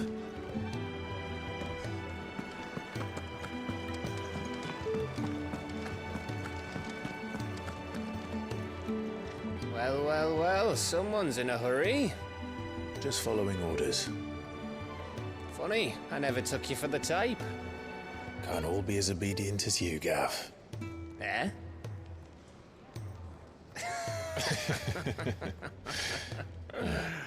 Fine day for a little mischief, wouldn't you say? Is this all of us? Actually, Gav won't be coming. Just the three of us, then? Drake's Head is the keystone of the Empire. Oriflamme's in chaos, yes, but that doesn't mean we can march an army through her gates. The fewer our numbers, the better our chances of going unnoticed. And should that plan fail, well, we have our icons to fall back on. Sid, I don't know if I can. IFRIT still seems to come and go as he pleases. Ordinarily, priming an icon comes naturally to a dominance. But then, you are no ordinary dominance. Well, he's still got the blessing of the Phoenix, doesn't he? Not to mention what he sucked out of Garuda. And did I ever tell you about how he was once the greatest shield in Rosaria? You know, I reckon he could probably cut us a path out of the capital on his own if need be. Let's try not to find out.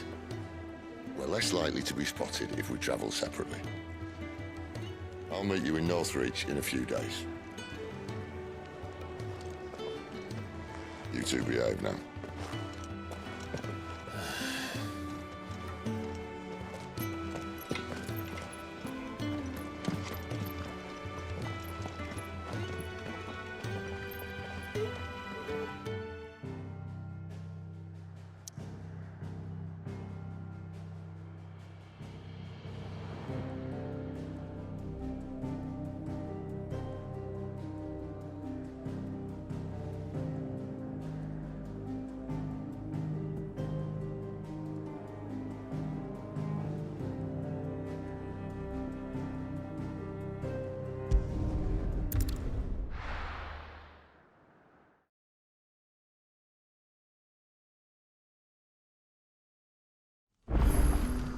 So, we're meeting in Northreach. But will I find Sid and Jill before this dame finds me?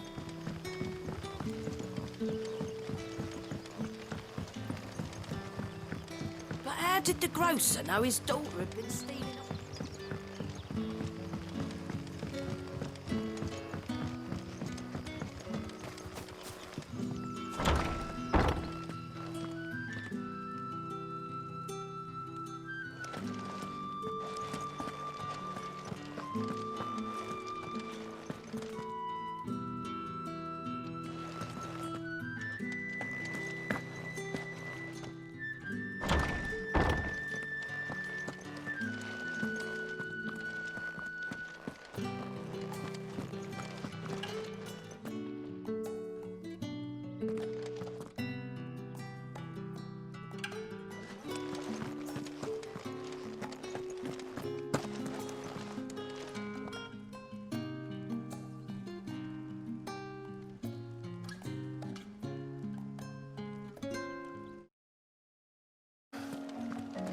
I hope the dame has friends in the south. It all smells Oh, so... and a china of roast Like a plum. With reds, whites, The right to confiscate any objects. Begone! The gate's for citizens, not serfs.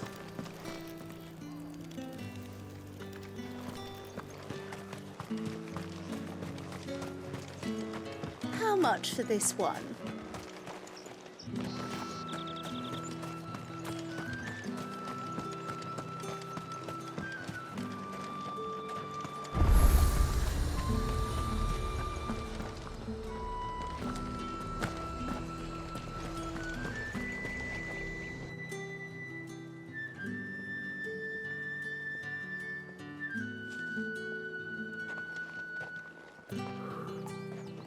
A moment, my lady. A moment? I doubt you could afford even that much of my time. Branded. My mistake. No, mine. Upon reflection, you don't have the scent of a branded about you. The flowers. Otto always did know how to please me. More than Sid ever did anyway. Do you think you could please me, Clive? You're the dame. Let us leave such impersonal titles to my less preferred clientele. You can call me Isabel. Otto assured me I could trust you. I can trust you, can't I? You can trust me, yes, but... why would you... Help you? Because that's what we do. Long ago, Sid did me a kindness when no one else would. I have never forgotten that. Without it, I would not be where I am today. And so, I make it a point to do the same whenever possible. Which brings us here. To the final obstacle between you and whatever it is you seek in the holy capital. I fear the guards are not likely to let a masterless bearer pass unmolested, unless... Unless... Unless, of course, his master deigned to appear. Yes, that will do nicely. But I shall expect a favor in return. Wait, what?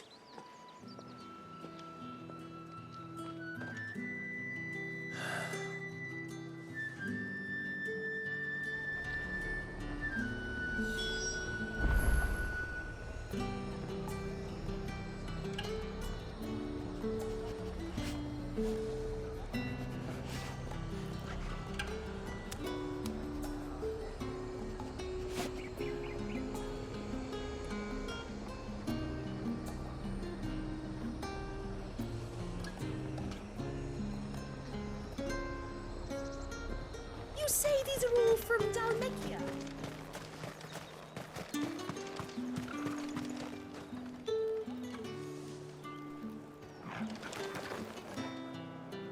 What the hell are you doing? Tut tut. We cannot have people thinking I tolerate disobedience from my branded. The men who gave me this are no more my masters than you are. But it's not as if I can hide it. From the moment you acquired it, that brand has done naught but take.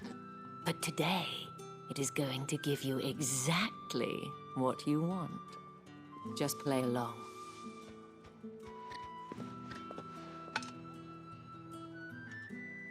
Madame, back to the Vale already? But of course, we must make ready to welcome you, my dear.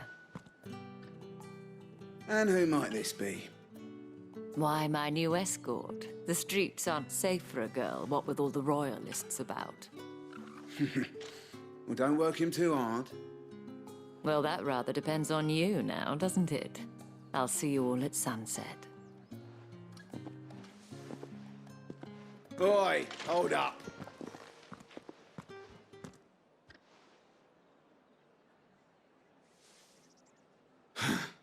Another fucking branded. Well, you're lucky you're with the dame. Now get out of my sight, filth.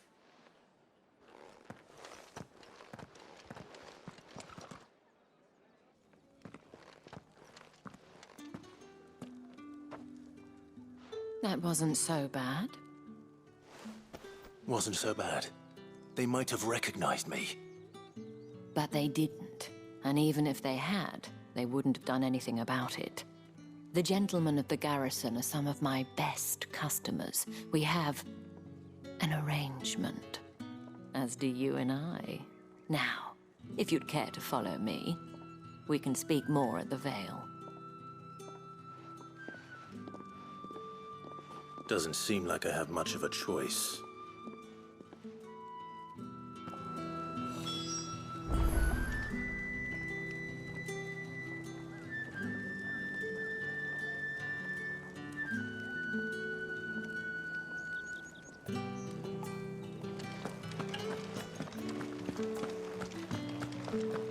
I haven't seen you around the Vale of late.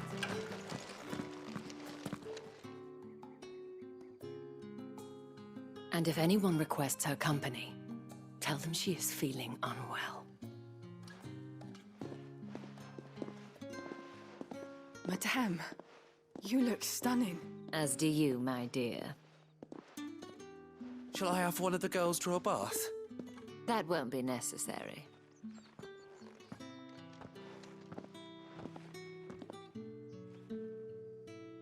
Clive, my darling. Welcome to the Vale.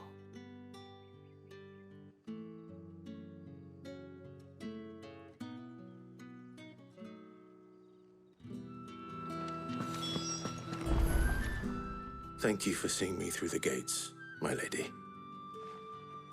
I am in your debt. Well, that was the whole point, wasn't it? And I told you, it's Isabel. Whatever wound you so tight, I wonder. It's certainly not Sid's influence. You, mentioned a favor.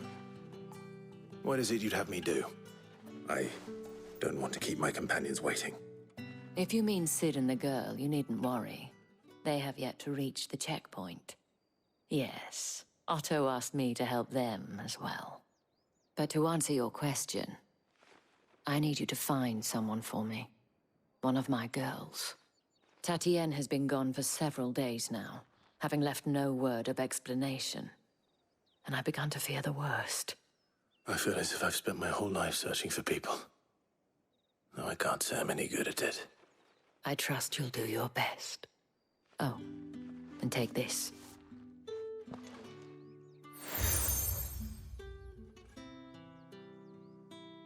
Proof of that trust. And hopefully enough to keep prying eyes from looking too closely at that handsome face of yours. Now, I have matters to attend to at the Iron Flagon. If you find anything, ask for me there.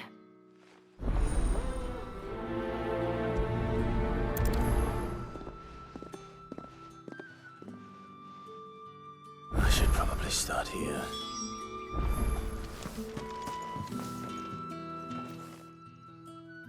You wear the dame's brooch. She must trust you. Enough to have me look for one of your colleagues. A woman by the name of Tatienne. She's still missing then. Oh, if only I'd comforted her. You saw her before she disappeared. The day before, she was in tears. She'd lost her comb, a gift from the dame. It wasn't anything fancy, but you could tell it meant the world to her. You see, Tatienne was an orphan, and she looked upon the dame as a mother, as do we all. So she was upset. And I didn't lend her my shoulder. But perhaps someone else did. Tatienne shared a room. Her chambermaid may have seen something. She's over there, sitting by the pond. Thank you. Let's see what her chambermaid can tell us then.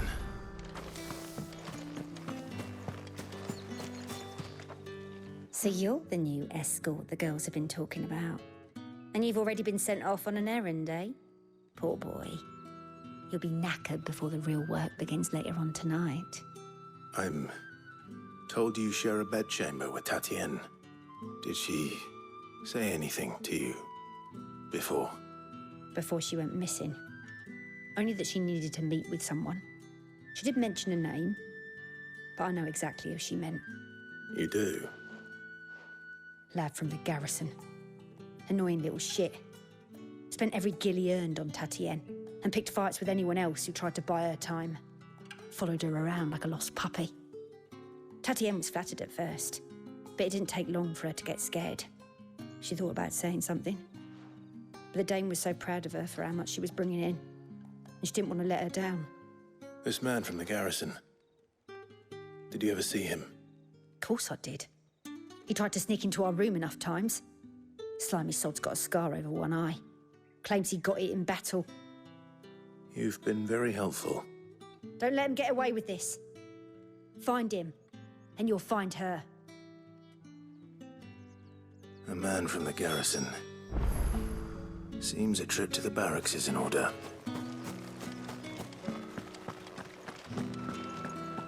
Well then, I suppose you'll need a little something to remember me by. And I suppose I'll need to get... Excuse me, you there? The gentleman with the... Oh, the market's all over.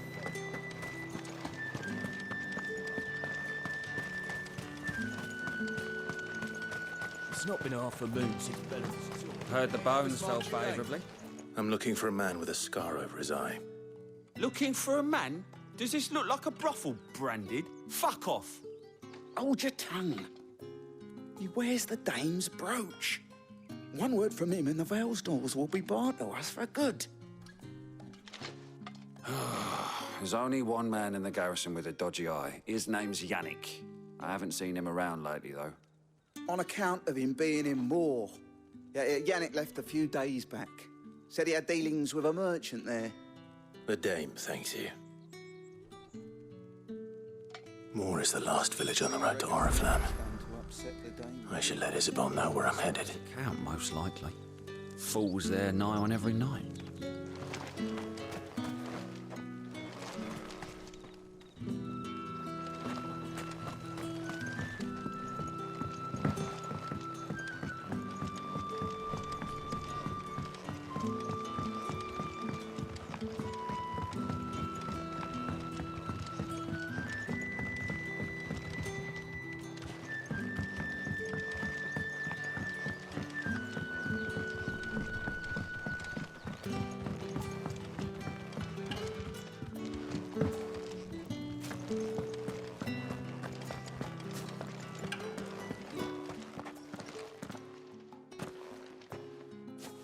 Clive, tell me you bear good tidings. That remains to be seen.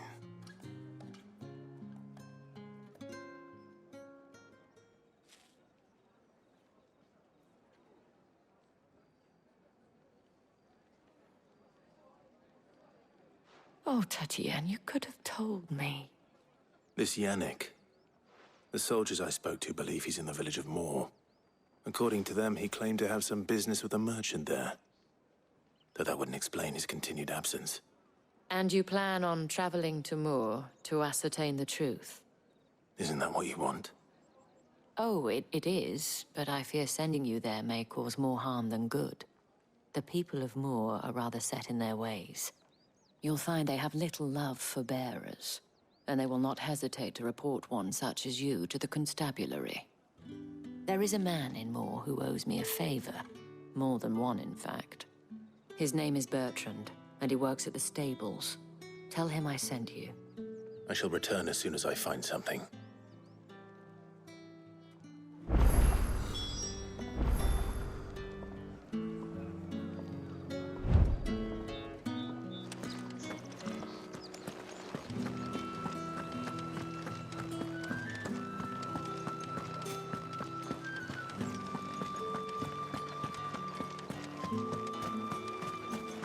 Think I might see you tonight?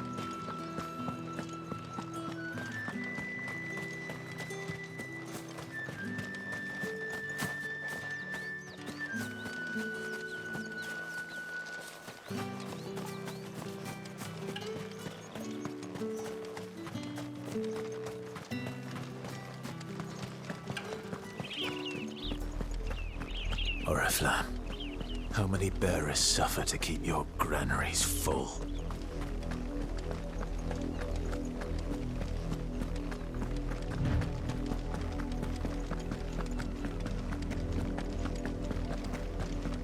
That's enough for today, Branded.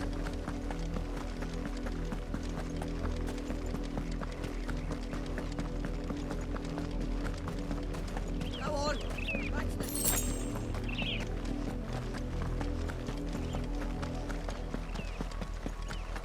That's enough gallying. Up, the lot of you. There's still work to be done.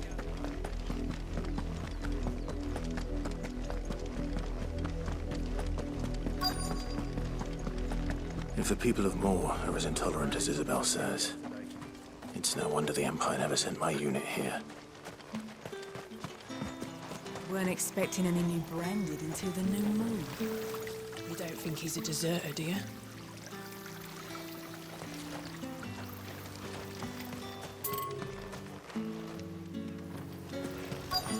All that clean?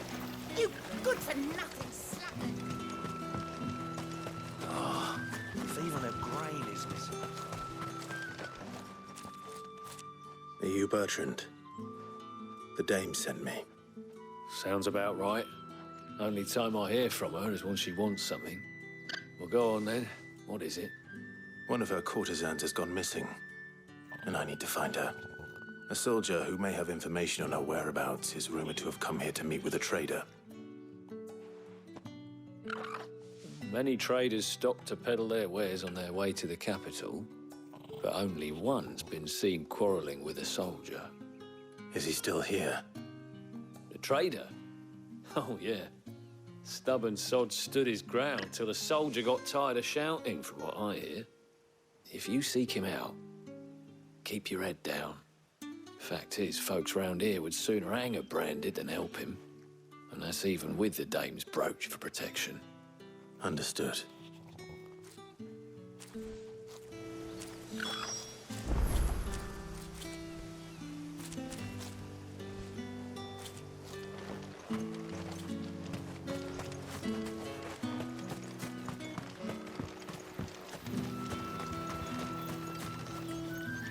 What's this? A Branded? Where's your master? Must I call for the constable?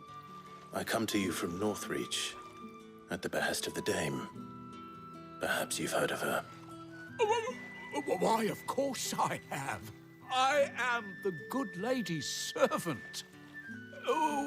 What is it that she requires of me? Rumor has it you were seen arguing with a soldier some few days ago. A soldier with a scar over his eye. Yes, that's right. He had a comb which he claimed was an antique.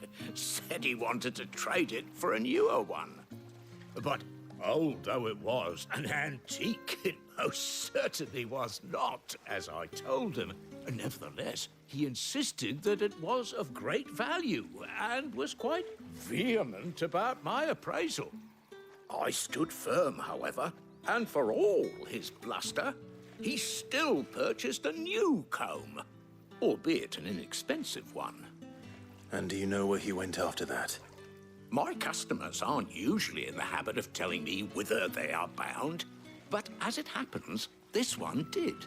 Yonder ruins, strange as it may sound. My thanks. Not at all. I would do anything for the dame. Anything. Be sure and tell her, won't you, that I was helpful, I mean. Most helpful.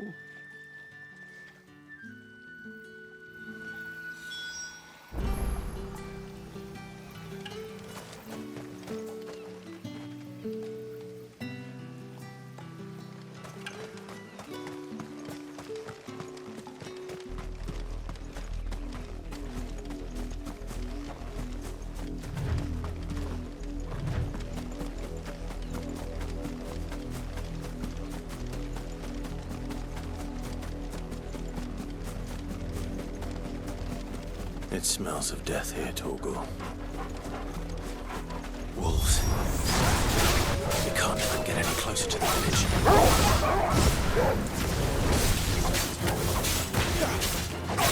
Sick 'em, Torgal. That's enough. Get 'em, boy.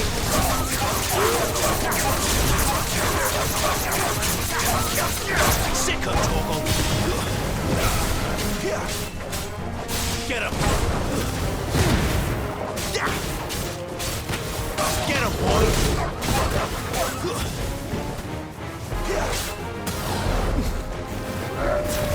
Get 'em! Get them all you got! You know what to do, boy! Damn it, Snow!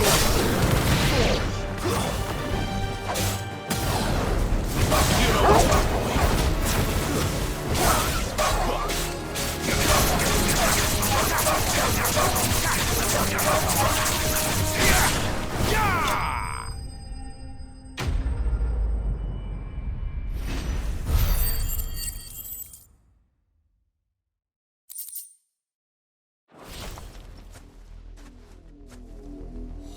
Damn it all.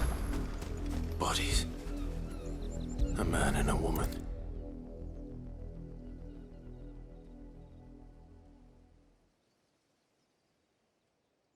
Well, the wolves have been busy. But the blood is long dry.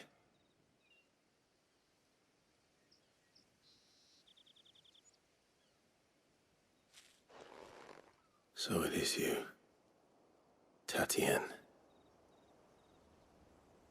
If that's true, then the body next to hers will be Yannick's. The girl Yannick went off to sea every night. He said her name was Tatienne. You. Did you follow me? Now, why would I do that? Unless you think I'd have good reason to. But no. I was sent to find Yannick. By the looks of things, I have. We both found who we were searching for. Nah, he was a jealous sod. Couldn't stand the thought of his woman with someone else. Then one day he sees her with a new comb. Thinks she's got herself a new gallant. Tells the garrison he's going to find the man and kill him. We know it's all talk, but then he disappears off to Moor for some dealings and doesn't come back. If you mean this comb, it was a gift from the dame. If only Yannick had bothered to ask, eh? He might not be rotting on a hill. I think he meant to ask her something else. He stole the old comb and bought her a new one in the hope they'd wed. Wed? Where would they have gone? Certainly not back to Northreach with a dame waiting. And we all know what happens to deserters. Tell the dame I'm sorry for her loss. When the lads come to collect Yannick's body, I'll see that Tatienne is delivered to the Vale. Is that wise? Oh, there won't be any covering up this mess. The most we can hope for is that the dame doesn't hold it against us. Speaking of which, I saw her in Moor just now. Could you tell her what happened? Might sound better coming from you.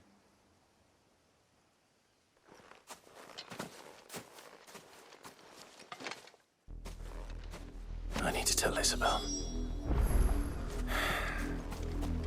Perhaps the comb will give her something to remember Tatienne by.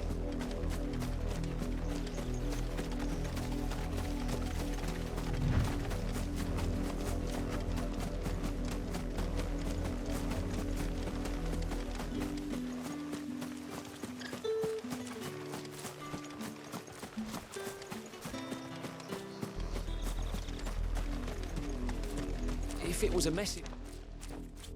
You are still in one piece, I see. You will be pleased to hear that your companions have arrived. They said they would meet you at a little chapel to the east of here.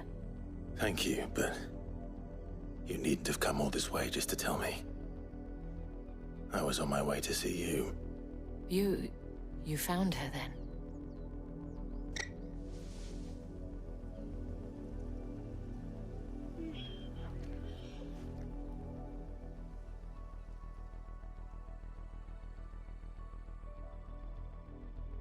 I see. My dear Tatienne. It is by no means uncommon for a client to fall for a courtesan. Especially a client who's young and far from home. But rarely do such tales have happy endings. I found this with Tatienne. I believe it was yours.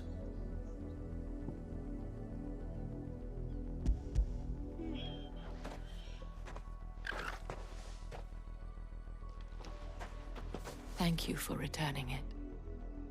I shall see that it has a place on her pyre.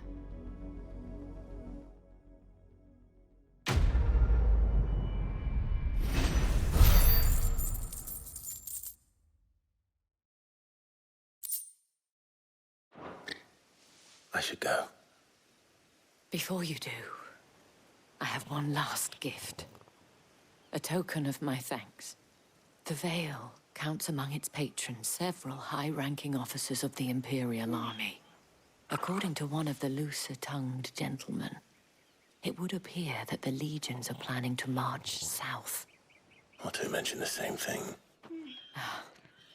But did he mention that it was all of the legions? This is no mere skirmish. Were I to guess, I'd say the Emperor planned to abandon the capital. But that couldn't possibly be true now, could it? Take care, Clive. I will. And thank you again.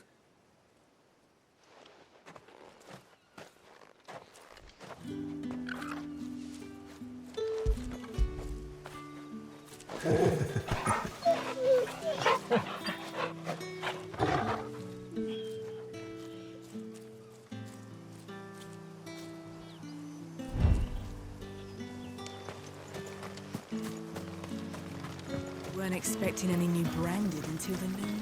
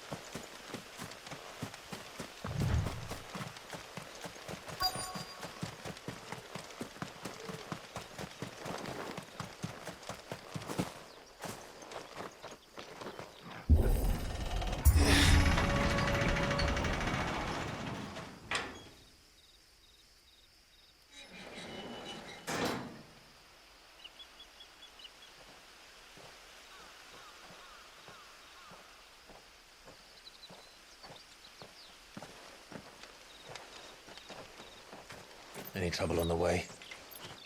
None worth mentioning. As I was telling Jill, it's worse than I thought. The capital's crawling with soldiers. And here I am, the deserter come home. Which is why we'll be taking the back door.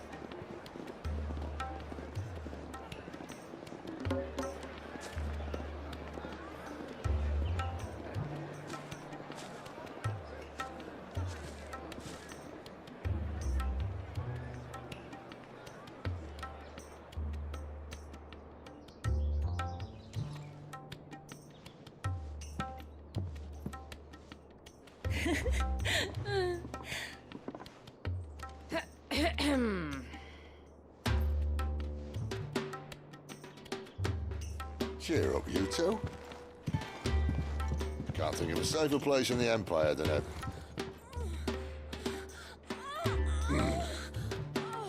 Brothel. Really? Doesn't seem very private.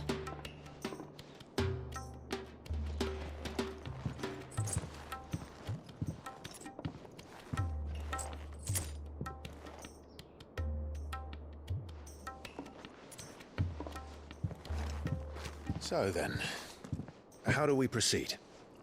We'll be using the glass gate. Tonight, just after sunset. Where the shards are loaded for transport. That is one of the most heavily guarded points in all of Sambrec. But not the most, which is a start. Besides, I know a shortcut straight to the heart. A shortcut? And how exactly did you come to know about this fatal chink in the Empire's armor? Let's just say I may have attempted something similar before. And may have ended up running for dear life after being discovered by Bahamut, but that's not important. Sid, if the Mother Crystals truly are the cause of the Blight... If? You wound me, Jill. What I'm trying to say is, if the powers that be know all of this, why do they sit idle and allow it to continue? In case you haven't noticed, the God-fearing people of this realm and their pious leaders care for but one thing, themselves. And they'll do whatever it takes to hold on to power. The rest of us are just a means to an end. The moment you raise your voice against them, you're decried as an outlaw, clapped in irons and slung in a cell to rot. An outlaw. Whoever controls the crystals controls the realm. But our kind can wield magic without them. To our rulers, we must seem the most convenient of tools, and the most dangerous. But what makes them think they have the right to use us? To leave us to die when our bodies are spent? Does a nobleman weep for a broken mug? A torn tunic? Our fate means nothing to them. No, this isn't a battle you can win with words. Believe me, I've tried, but nothing ever gets through. The world is simply not ready to listen. So to hell with talking. If they won't give us a say, we'll decide our fates another way. You can't blame a man for wanting to bring an end to all this, can you? I can't.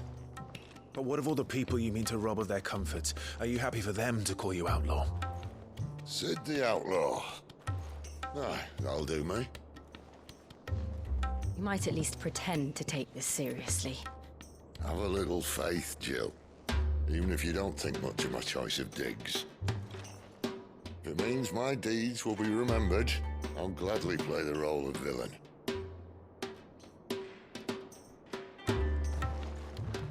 But first, we have a gate to crash. And once we're in, there'll be no turning back. So you best make ready. The world won't save itself.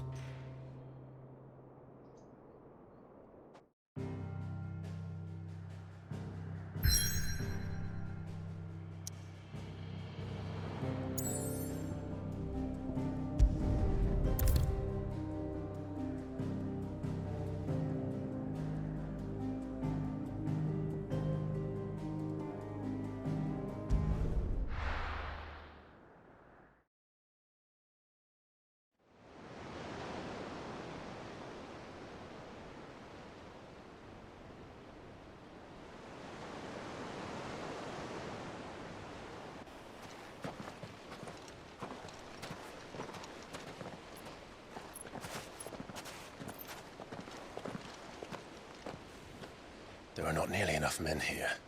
Then it's fortunate the city guard doesn't take sentry assignment as seriously as you do.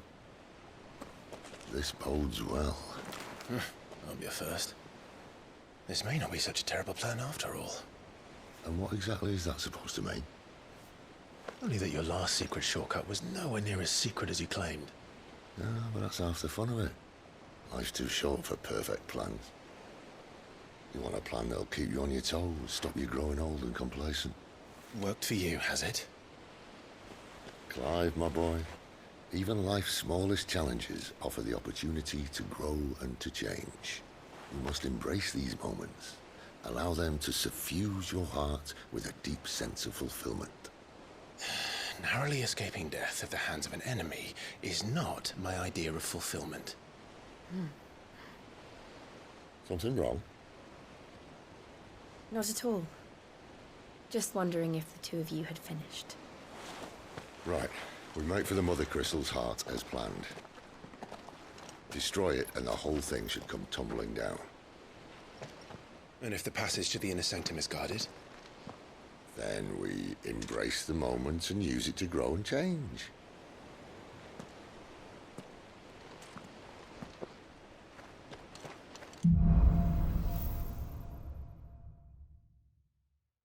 Come on, this way.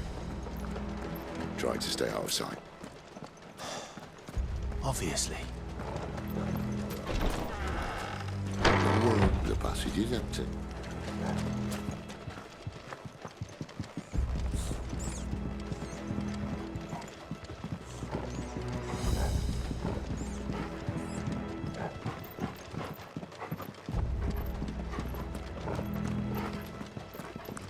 All right, not quite empty. Let's get this over with.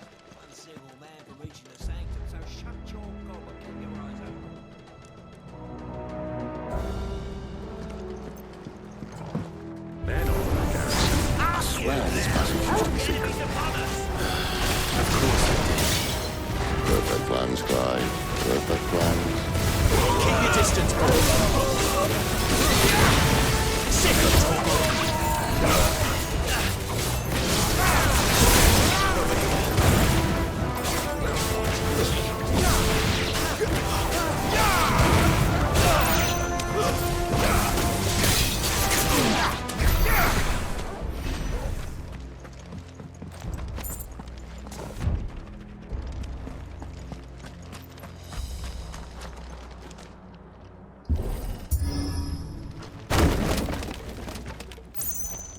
He never stood a chance. You're welcome.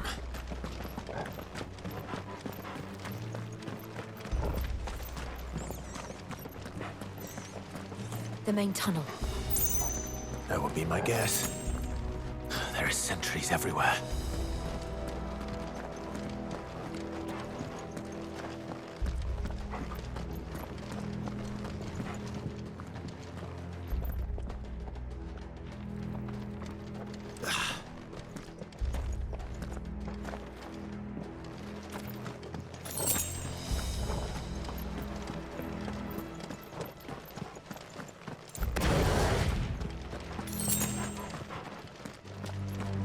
And all good things must come to an end.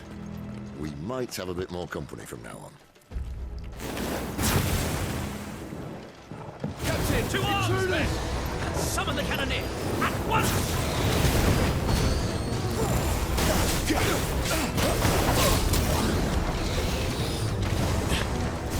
There, boy!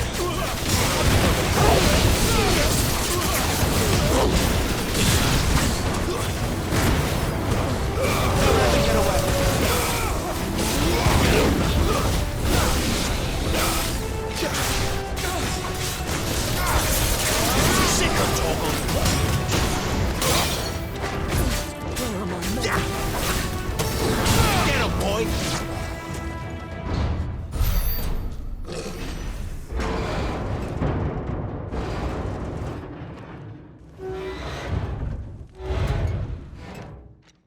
I think this may be the moment I was talking about earlier.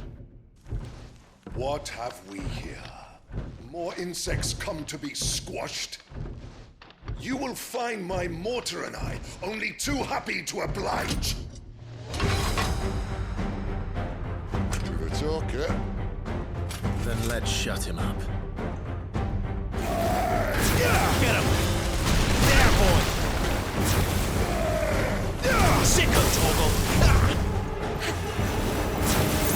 Get him!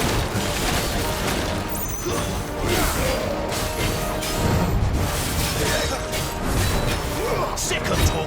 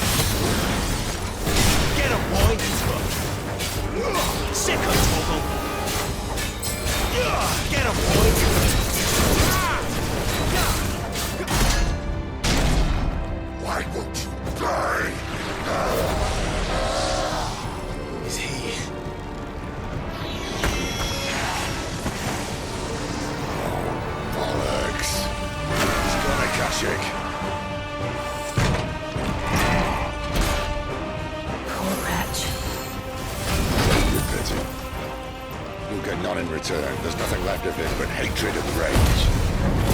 That's all his tonight.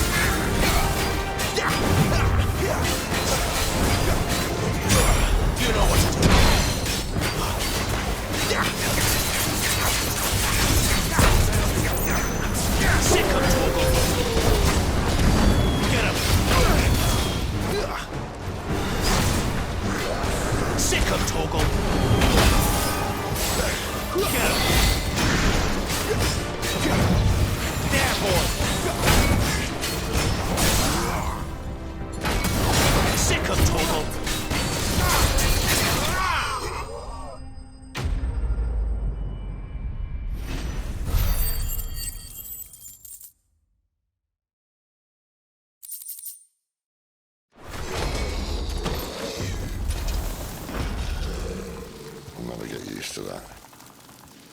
Akashic or no, he was still a man.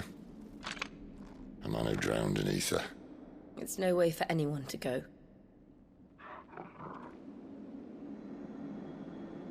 Come on.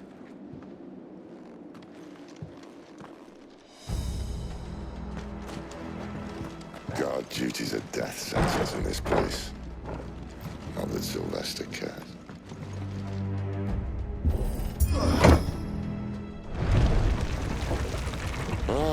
Breathe deep of the blessing, my friends.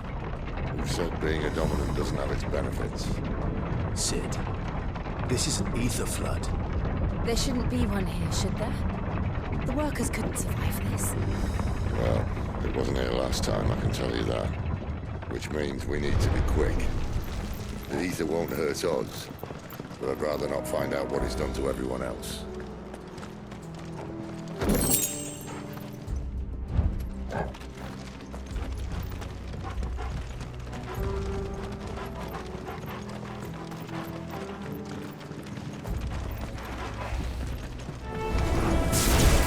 The miners. The gods.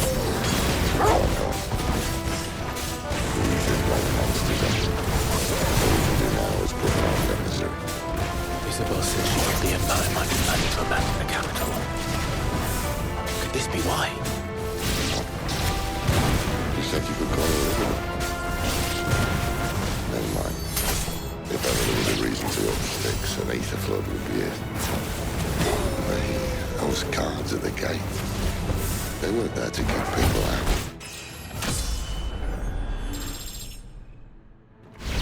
They were there to keep the Akashic in.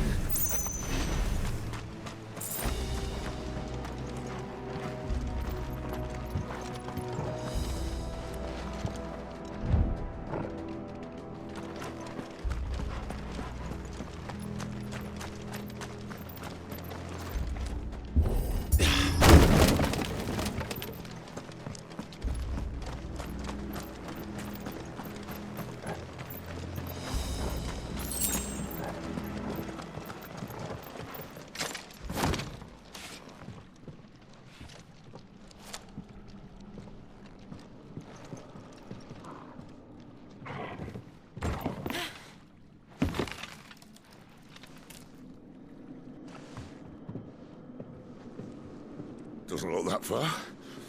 Right.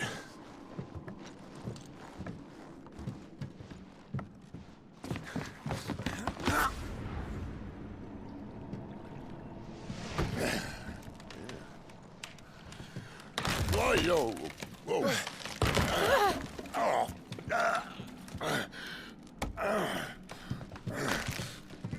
Some help. Hold on.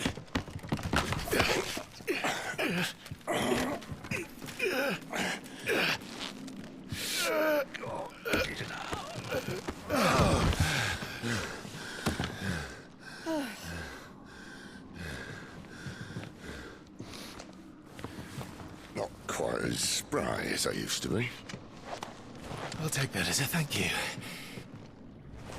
Look on the bright side, eh? At least you won't get lost.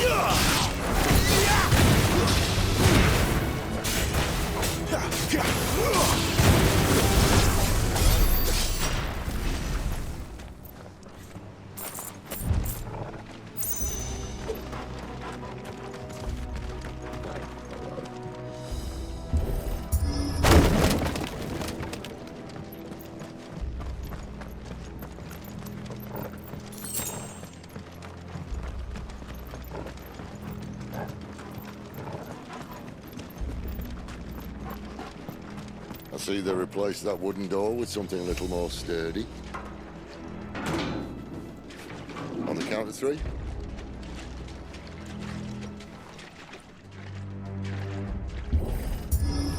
3. What happened to 2? Ask 1. Once more. Aye, seeing as you're trying now.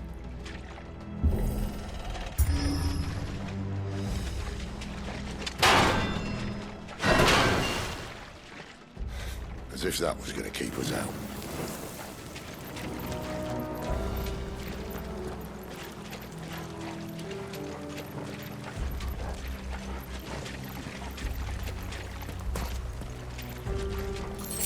The mother crystal's just up ahead. Is it? I can't see a thing. Well, unless someone's moved it.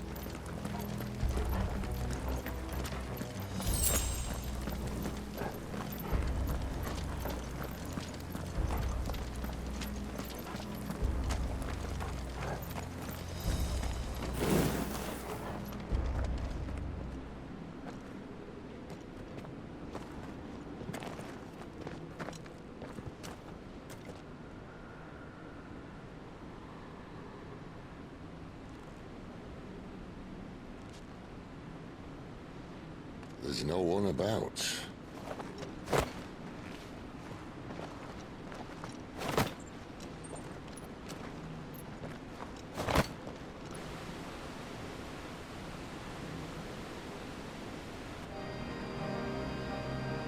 I knew it would be big. But this...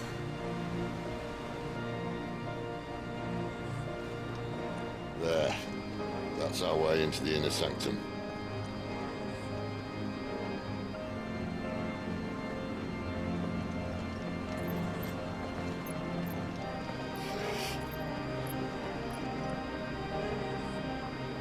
You'd think they'd have patched that up by now. Sorry state the Empire's in. Wait. You don't mean... Aye. My little game of hide-and-seek with Bahamut ended here. At tragic cost to this remarkable architecture. Don't blame me, he started it. But how did he make it out alive? I walked. You should try it.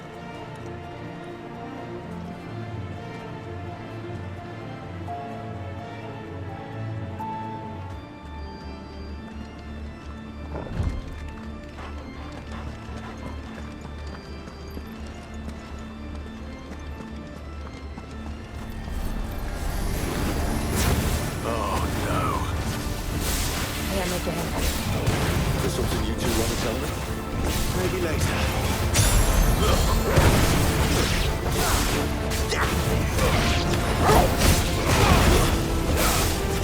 That's enough.